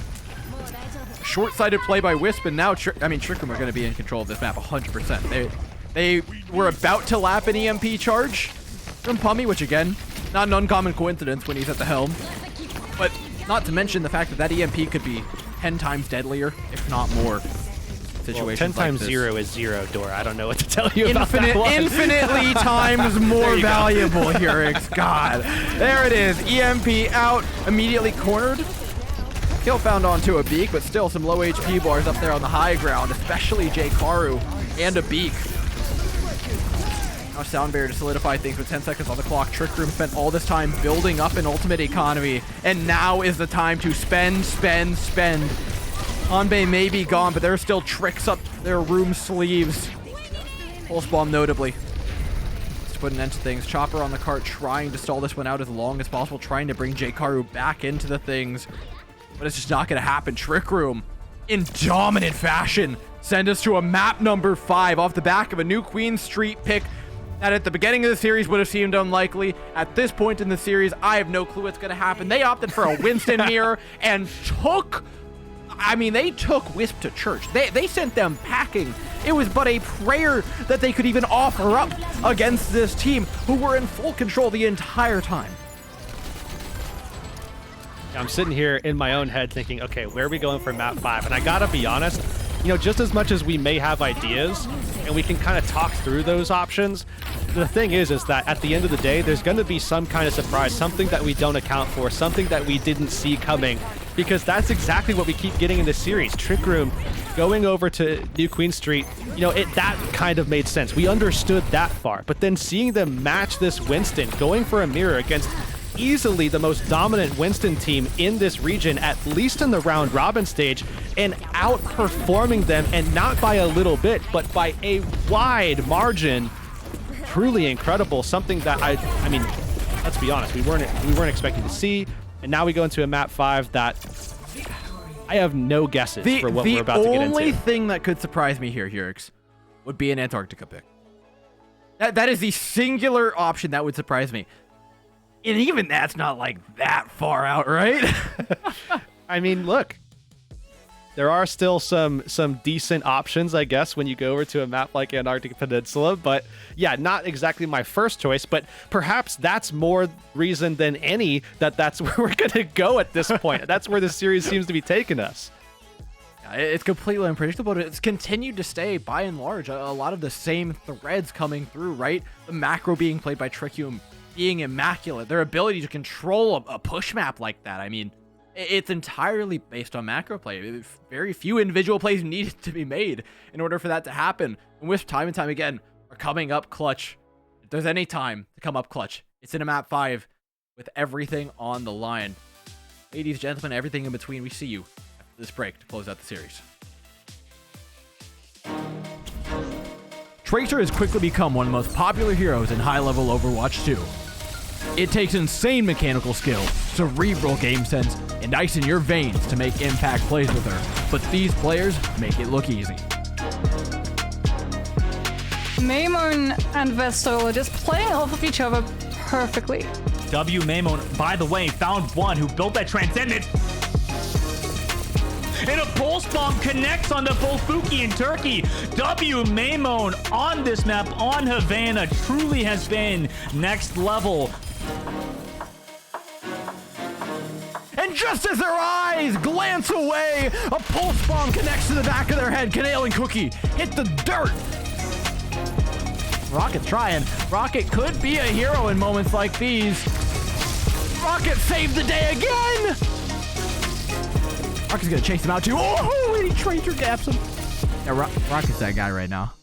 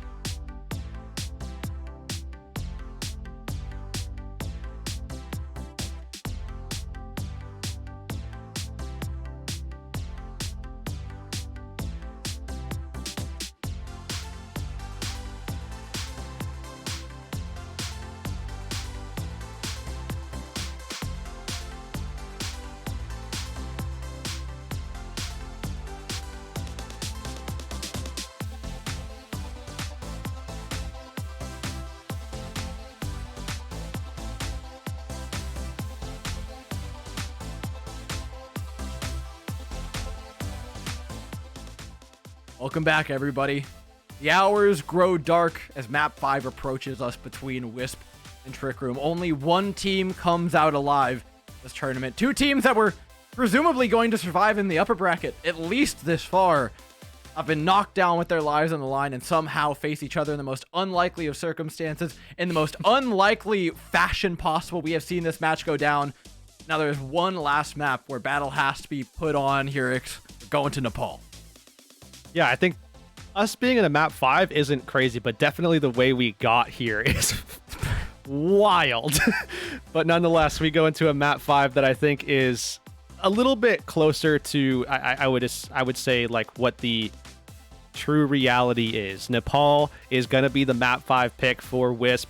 Certainly they can play their Winston stuff here. We imagine that Trick Room, they can even play their Reinhardt stuff. I mean, we could see a return to normalcy, at least to a degree here. But look, I mean, even if things go back over to a mirror with Winston somehow, well, Trick Room have proven that they're capable of pulling that off. I don't think they're too scared. I mean, Village is Rush City for them. Other maps, yes, the Winston does come a lot more into play, but they've proven that that can go pretty back and forth. So with Village especially, you guys can't see it, but it's our first one. Oh my god, dude, the RNG for Trick Room today. Go buy a lottery ticket, please. So no surprise what they'll be running, but, well, here's Naku chiming in on our thoughts on what exactly WISP are going to play on Village. Yeah, it's unlikely the status quo changes, though I hear whisperings of a copy pasta, not only in chat, but on Twitter. If you're going to do it, though, at least use the hashtag OWPTP2023 while you're at it. This one, I'm going to take this one, Dor, because it's my wheelhouse. It's analysis, you know what I mean? But they bring a good point to the table. They really do. Winton, Doobie, I think we should. You know what I mean? I think we should consider that more. And actually, I don't think Jay Carr is considering that enough. Ooh, good point. Right. Yeah, he should do more of that. Round 1, capture. Right, map number 5 now. We got unserious for a moment, but collect ourselves as everything is on the line. A whole lot of pride. Big opportunity for both of these teams. We saw 0-3 wanted their shot back at Trick Room. We know who they're rooting for in this moment. Infected steps up to the plate on point. Pummy back on the Symmetra that we saw have such a big impact earlier on. Try and dive into a side room here. Before dipping back to point to capture. Immediate Nice teleport biotic. back. The team agreement. Biotic grenade does hit Pummy and Boat. Keeps the health bar on that main. Nice and low. Chopper finishes it off. The neutral from Wisp. Quite good, but the point has been capped. They need to finish off these health bars relatively quickly, but are dissuaded by a charge from Infected. It's a fair bit of damage, but just to hold the position on the point. This is, again, all about living for Trick Room. If they can live, that means that they get more percentage. It means their Symmetra charges up. It means they take fights. 20%. I love this setup that they have. Pummy just putting them in and out of the point. They can take these fights exactly how they want to, which is important. Wisp don't get to dictate things, and that's what you want out of this type of composition. You want to be able to go for those high ground resets. You want to be able to lace down those biotic grenades, but Trick Room, they're the ones kind of dictating things a little bit here. They don't control much of the map, but they control the important parts of the map, right, Dirk? There's so much area here that Wisp have completely surrounded. If Trick Room are forced out of their little hidey holes, they become significantly more vulnerable, as they are in this moment. Boat goes down. The rest of the team nowhere near, as they were forced to contest across the point by Wisp, and the point will eventually be flipped over, 55%. The crazy thing is that by the time things are all said and done, I mean, it's going to be over 60% capped, and we're in a situation where Trick Room have 1 kill. That's it. They have 1 kill onto Jakaru, and they got 62% out of that situation. Now we're going to go forward. Trick Room making no adjustments. They're going to be able to apply instant pressure to the point if they want to. They have the ability to teleport the entire team, rotate very quickly, set up. They have barrier. Wisp need to push into them, and it's probably going to have to be an EMP that sets wave here for Wisp.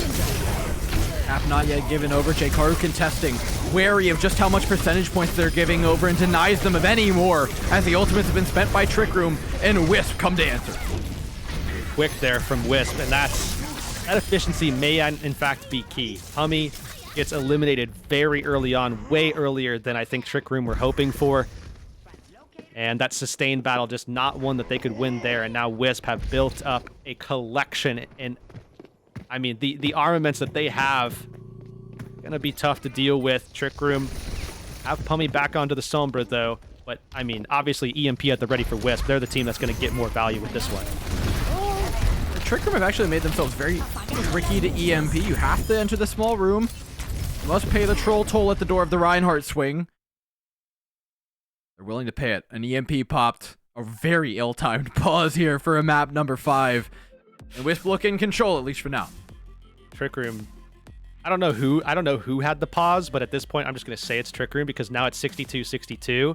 And, you know, I think Trick Room is just realizing the situation that they're in, and they're like, we don't want to lose the lead, so we'll just take a huge pause and make sure that we can just time this one out. Maybe Wisp will fall asleep. If we just pause until next season, you know? Yeah. Technically, it's already tomorrow for anybody on the East Coast, so, you know, does that, like, nullify the situation? Like, we're not on the same game day? Does it count if it's the next day? A lot of questions to be asked. Well, no questions about the composition that Wisp have run. It's crazy to see how far it's gotten a team, especially considering everything they had to fight to going into today. To see Wisp go to the lower bracket, much less against a team against like they did, was a complete surprise, but you see why.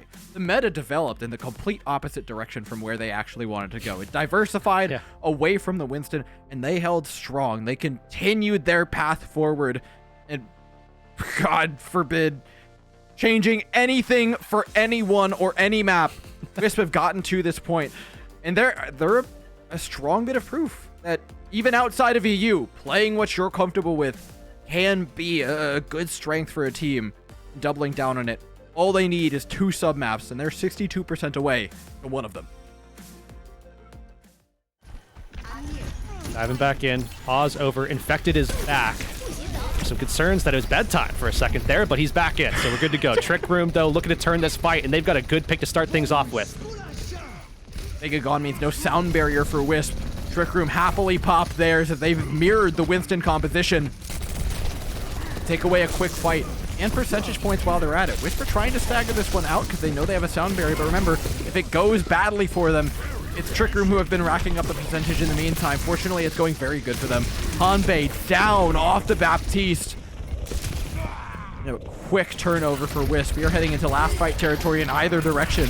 Pummy's closer to the EMP. That might be mission critical here for Wisp. They have to be able to contend against that. Pummy has been very good about finding those 1 or 2 targets, like we've mentioned before. But that's really all that Trick Room is going to have. And now we're at a critical state in the match as well, where if Wisp can actually survive that, if they can utilize Vega's sound barrier here, or anything really to survive that, they can still win this. EMP solo to J-Karu was already nanoed up. Sound barrier immediately thrown in, but Rocket went down. How on earth did Rocket go down? All of the focus was on J-Karu, but nevertheless, Trick Room find value where you would never expect them to. They send it into final fight territory off the back of another EMP. Wisp now wonder how to contest. 91%. J-Karu is not going to be here in time. That is almost certain. They're going to have to juggle it. They're going to have to make do. Overtime ticked there. Trick Room. They get hacked on Infected, but there's another pick. No. Rocket goes down again. Rocket wanted the pulse bomb. Rocket wanted to be the hero that he is all the time, so consistently for Wisp, but the one time on Nepal when they needed it for Village, it's just not quite there. Trick Room bait in the engagement and deal with it perfectly, as they have done many a time tonight, as they have done many a time through the spring series. They play the macro perfectly and reap the rewards. Round 1 in the books. An advantage for Trick Room, something they desperately wanted early on in this one, because you know just how back and forth this could wind up being here. Now we go over to the next map, Shrine. Never seen so much. We're getting a lot of Contenders players actually popping up. I mean, Moving Fish now getting involved with this They've one. got the most sass in their tweets, man. I'll tell you what. Pummy, though, is still a nutcase with EMPs. There is no denying that. Not just the rate, the quick usage. I love the confidence. How about quickly Pummy uses EMPs? That's what makes it so crazy. That's what makes him lap other Sombras. There's no setup time. It's straight into the fray every single time. Back onto the Stormber we go. Same mirror matchup. Trick Room just won it once. They're going to double down on what worked for them. J-Karu, the dive target this time, dropped low, giving a ton of ultimate charge over to Pummy, who doubles that of Chopper currently. Force back, but it's Trick Room in control of the point. Translocation gives Wisp an opportunity to step forward, but it will quickly be rescinded as Trick Room are back up to 5. Good start for Trick Room early here. You can see Pummy getting that value as well. We were talking about Sombras going into this round. Well, Pummy is starting to gap Chopper here just a little bit, and that could be so important moving forward. Those EMPs tend to get a ton of value in this matchup. Big hack, more damage, 70% to 40. Dear God, 80% to 40. Pummy is a machine. This is insane. How do you do this? Fortunately, all that damage does mean that a nano boost was built up quicker. And on top of that, a pick onto Pummy evens things out. Gives Chopper some time to breathe at least, but it's not a fight won. Trick Room still have control of the point, and they're going to rack up every last bit of percentage that they can milk out of it. 40%. Big stick. Trick Room just continuing to lay on that pressure, but Wisp need to find an opportunity here. They might have one. A big purple as well to follow up after that kill onto both. That's good, but I mean, they spent Primal, they spent Pulse, they spent Nano Boost. Look at Trick Room. Look at what they've got. If this EMP from Chopper doesn't hit early, they're in for a lot of pain. Not only that, but they're going to have to go against Pummy as well. I mean, the duel between these two, it's going to be... I mean, Pummy has just constantly gotten the better end of the deal, but Chopper did have that massive 5k back on Shimbali. Let's see if he can find something here. Chopper... It's so proactive! You couldn't even see it coming! That's insane! The dive came from nowhere for Trick Room. They win it with only one ultimate being used. The point's already been flipped as well. No bonus points. No extra credit for Wisp. Back to the drawing board. Oh, it's not too long that they're going to be there, though. 8-ball falls. That's no sound barrier for this fight. Wisp need to go fast here. They need to take advantage. They have Chopper's EMP, but Chopper's out of this fight for a little bit. Might buy time for 8-ball to get back. Trick Room looked to engage. They forced out a rally, which may have actually been a blessing in disguise here for Wisp because Chopper got forced back. They didn't need to use that EMP, but Trick Room still are going to make it expensive. You could probably get this one up to 80, 85% bare minimum.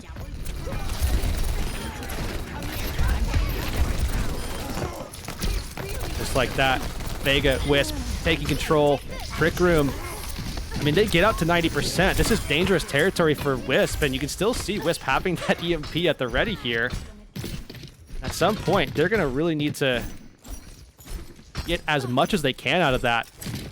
Because look, Trick Room have virtually everything here, Dor. I mean, this could be the moment that Trick Room steals this series away. I hate to put it all on Chopper, but it's kind of all on Has Chopper. to be. It It's has all to be. on Chopper. Kitsune rush out. EMP connects onto a few of Trick Room. They managed to trade out a couple.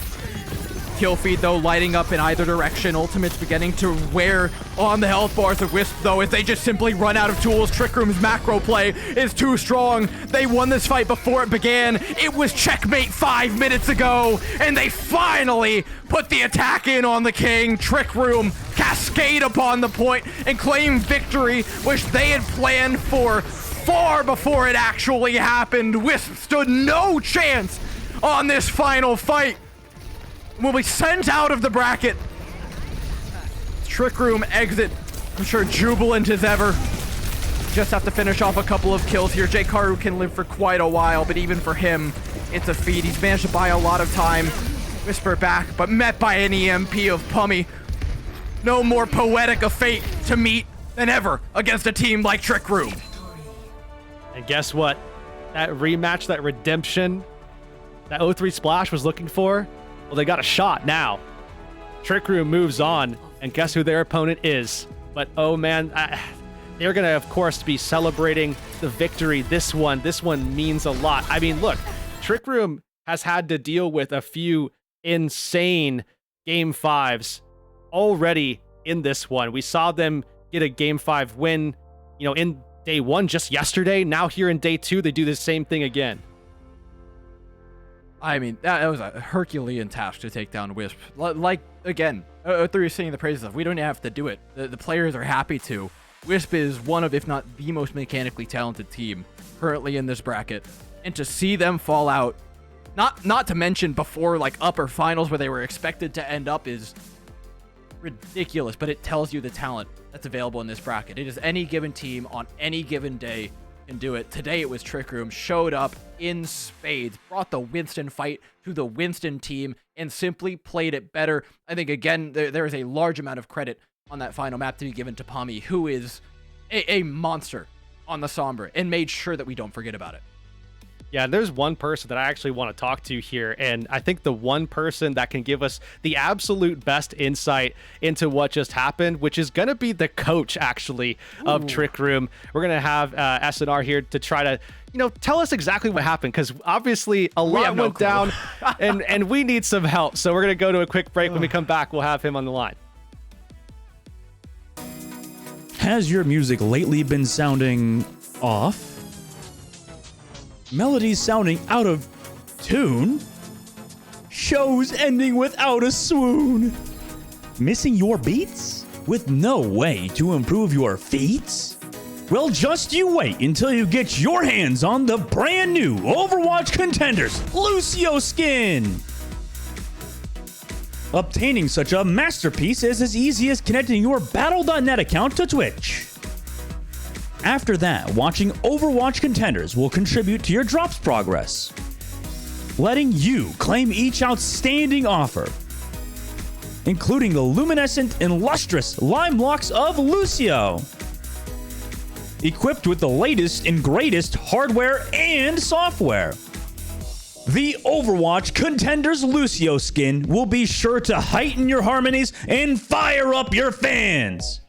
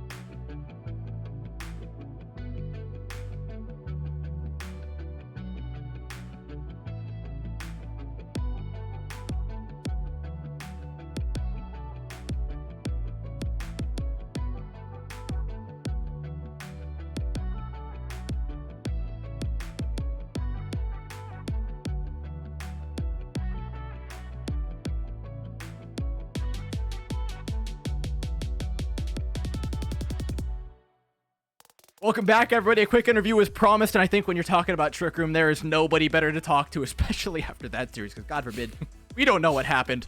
And their coach, you've got SNR in to talk to. SNR, I'll just give you the reins. Tell me about the emotional roller coaster that must have been. Yeah. 5 maps of complete chaos. So my team is actually too excited, so they made me do the interview. I was not my choice. They made me do it. I want to get that very clear here, but I'm excited to be here. So yeah, I think going into this series, it was all just about focusing on ourselves and not worrying about the enemy team. Because I think against the Saints series, we kind of warmed up on the last map. The last map was kind of close, but they just rolled us. I'll be honest. We were just not ready. We were just a little nervous, I guess. They played so much better than us. I'm not gonna sugarcoat it. But this series, we were you know what? They're in the lower bracket with us. I think WISP was probably debatably the favorite to win Contenders next to Saints. So we're we got nothing to lose, right? Let's just play. Let's just have fun. Trust each other. I think a big thing with our team is when we're trusting each other and we're listening and we're not counter-calling, we're just rolling. And I think that was really apparent when we played the 5-man, we call it the Winston Kiriko Lucio comp, our new queens. I've never seen my team play that well. That was insane. Every hack, every pulse got value. It was unreal. So I just think that we just had really insane comms, and it was just so free after that. Where does that all get derived from, though? Because, when we came into this, we had no expectation that you guys were going to be matching those Winston comps as often as you did, and certainly not winning them if you did. How much of that was a surprise to you compared to us, I guess? So I will say that the Winston Kiriko Lucio, I would say, is actually more of a rush comp. So I think we're really good at rush comps, and we're a little bit worse at dive. We're still good at dive, but WISP is insane at dive. I think that was apparent on Hollywood that we lost that map. Right. It's kind of close, but I think going into the Saints series, we were more focused on our rush comps because they were playing a lot of Ramotra, and we think that the Ryan Sim is decent into that, and we like playing that comp. So we kind of focused on that. And I guess like going into this series, since we're focusing on winning the first game, we don't know if we're going to play WISP. We kind of just like said, you know what, like this team doesn't play a lot of RAM. Like let's play our rush maps. Let's play rush comp on our rush maps, but let's not too much. Let's not focus on those too much. So I think we're just really focused on like out tempoing them. Like that's pretty much like our team. Like if we out tempo them, like we just win. And when our 3-2-1s and like our tempo is a little off, like those are the days we look a bit weaker. And I think like you guys saw in the stream as well, like New Queen Street, like last map as well. Like our tempo was like insane. Like I think we could be like I'll say I think we could be any team in the bracket playing like that. So I hope it continues. Yeah, I mean, there's been talk from pretty much every team that any given team on the right day could take this tournament. Do you agree with that sentiment? Yeah, no, this is definitely. I mean, I'm like fairly new to Contenders, like my second season. Like I was in China Contenders like a while ago, but that's completely different. This is definitely the most competitive bracket I've ever seen. I think even in the group stage, like there was like I think like Amplify and Good Boys were still taking like games off of like teams that were in playoffs, right? So I think even then, like it's really apparent how competitive it is. I think like even though I'd say like the competition isn't as top heavy as it has been, like I'd say the average is like a lot higher than the other regions right now, or at least like I guess EU maybe. I don't know. I don't really know, but like it's very even. I think Saints are like the only team that are like I think favored. I think they're like a little bit better than everyone, maybe a lot better actually. But other than that, I think it's really even. Definitely curious to see how things progress. You know, I mean, this bracket has already proven to be lively. We have some insane teams that are just already bowing out. Obviously, you guys just dispatched one of them coming in. WISP was like one of the solid teams that we all expected, like you talked about. But like looking forward, obviously, you did kind of give a little bit of a hint to, you know, just how excited you guys are with the performance that you had, particularly on that new version of the rush composition that you guys are, you know, bringing to the table. Is that something that we're probably going to need to plan to see a lot more, given, I mean, you guys out Winstoned the Winston team today by playing it in that rush mode. I assume you're going to be playing a lot more of that now.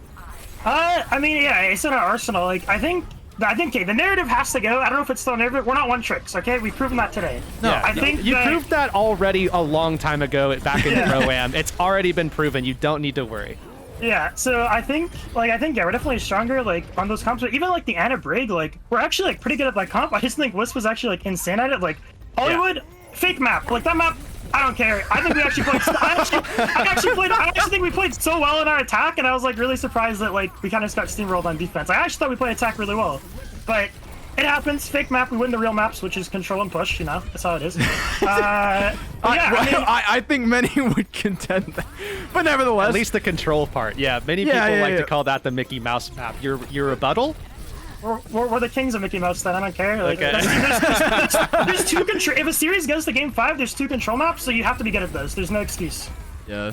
Okay, so now we haven't talked about one map in particular, and it's the map that broke Herrick tonight. I want to be completely honest. What the hell happened on Shamba? Like, we're like, okay. Like, and then they started playing Whitson, you guys started playing Ryan, and it felt like we went back in time 3 months. So, Shambali, like, okay, I'm not gonna lie, like, we probably played like 4 different comps on Shambali. Like, we started, like, in early scrims, we started playing Farah on Shambali, because I was coaching Saudi E-League. I was like, guys, I'm convinced Farah is good on this map. it was not that good. It was, like, mid. But, we practiced, like, basically our idea was, okay, like, RAM teams, we feel really good about playing Ryan Sim into RAM, so we should probably just go like that, and most teams are playing RAM. And then, like, they just pulled out Monkey, and we're like, I don't know, bro, let's just go Bastion, like, it worked in Pro-Am, I don't know, like, let's just do it again. But yeah, that's pretty much the idea. We just expected actually, I don't know, like they and then you mirrored Monkey after the Bastion. Yeah, I mean my players are cooking something, bro. I don't know. Like, who's in the kitchen at this point? I can't speak during map, right? So it's like that's all them. I mean we're good on the comp, so. Who's in the kitchen at this point? Because we were talking to you and you were like, I'm cooking. But yeah, like mid-map, you're not allowed to be in the kitchen. So at this point, who's the other chef that's cooking this stuff up? So I will say, like, because the main hero that swaps in these comps, like when we're still in Rush, is like Pummy. Bro, Pummy's got like, he's like the Rush specialist. This guy's got 16 different picks in Rush, bro. You could see him on tournament playoffs and I wouldn't be surprised. Or like finals. Like he got Sombra, he's got Sim, he's got Sojourn. Like he played 4 different heroes in Rush on Shambali. Sombra, Sojourn, Sim, and Bastion. And they all kind of worked. So yeah. I guess it's Pummy, bro. I don't know. Bro's just a machine. That being said, like we talked about, you know, letting them cook during the match. You obviously can't talk. what's the experience like as a coach? Because we don't get to often talk to coach, and it's Okay. always a treat. But like, what's it like sitting back and just watching your kids go at it? It's so stressful. Like as I played on teams a long time ago, but I've never played in Contenders, never played high level, right? So I cannot describe how different it is. Like I'll never experience playing a high level match like this. I'm not good enough. Never happened. But at the same time, like I'm not focused on playing, so all I can do is listen to the players. I can see what's happening. I can see the mistakes. I can see what we're doing well, and it's just like, oh damn, like we should have won that fight, or like, oh good job, like that was crazy, right? And then like the nerves start to kick in at the end of Shabali. I'm like, we're down 2-1. Same thing happened against O3 Splash. We're gods at push. We're gods at Koth. Sorry, we're in a comfort zone. We did it yesterday. We can do it again, and we absolutely did it again. We just rolled them last 2 maps. I'll just say it. We crapped on them. Like, yeah, I don't know.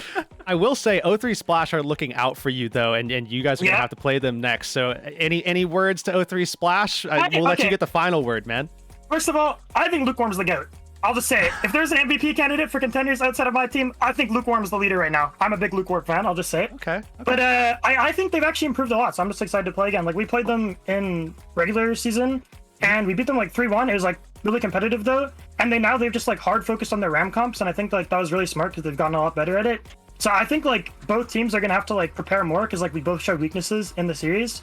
So I'm excited. Like I think it'll be a really good series. Like I mean I think we're gonna win, of course, but I think it's gonna be a fun series. So Yeah. I mean, we've got bangers on the horizon. Before I let you go, I'll give you a pedestal. If you want to shout out the team, if you want to shout out anybody in specific, please take your time, man. You've well earned this victory.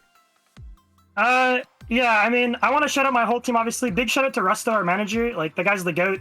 He's Been around for a long time, too. Yeah, he's the GOAT. Also, shout out to my mom. She's, like, really supportive with, like, esports stuff. Like, I quit my job, like, a month ago. And, like, not because of esports, just, like, and I've just been chilling, like, focusing on Contenders, like, for this month. So, like, she's been really supportive in that.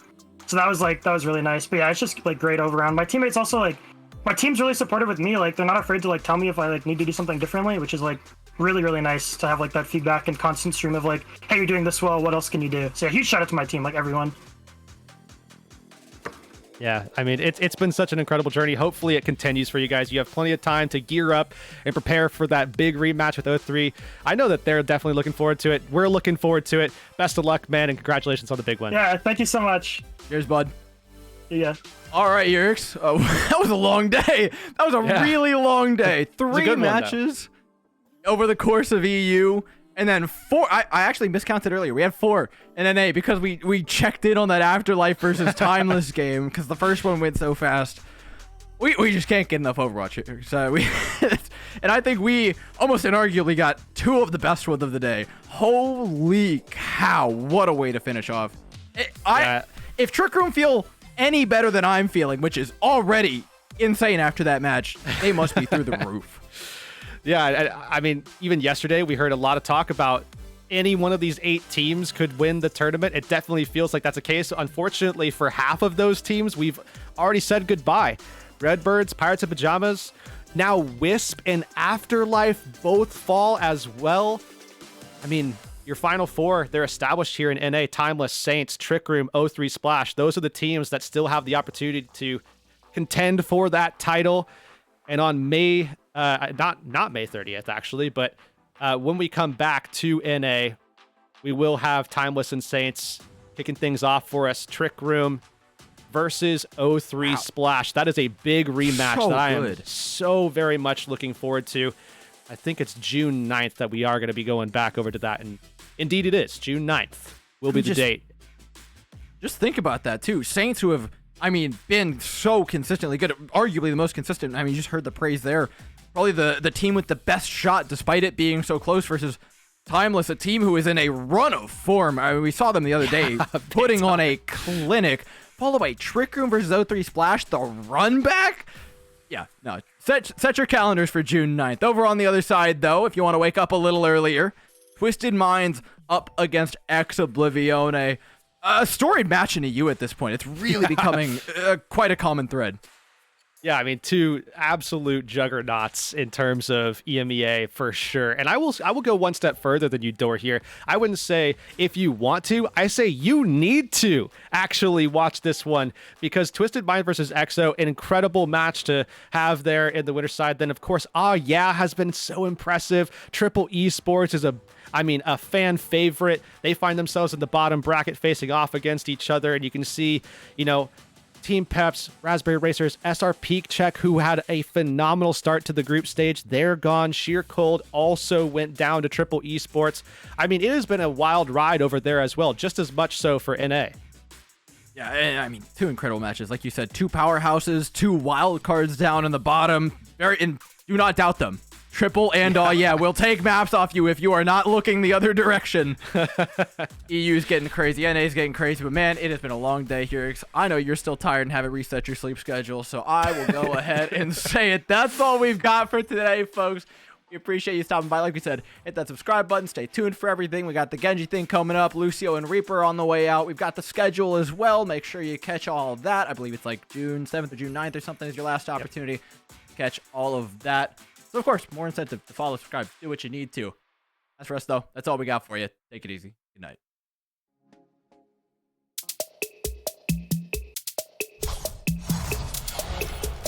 Are your Dragon Blades missing the mark?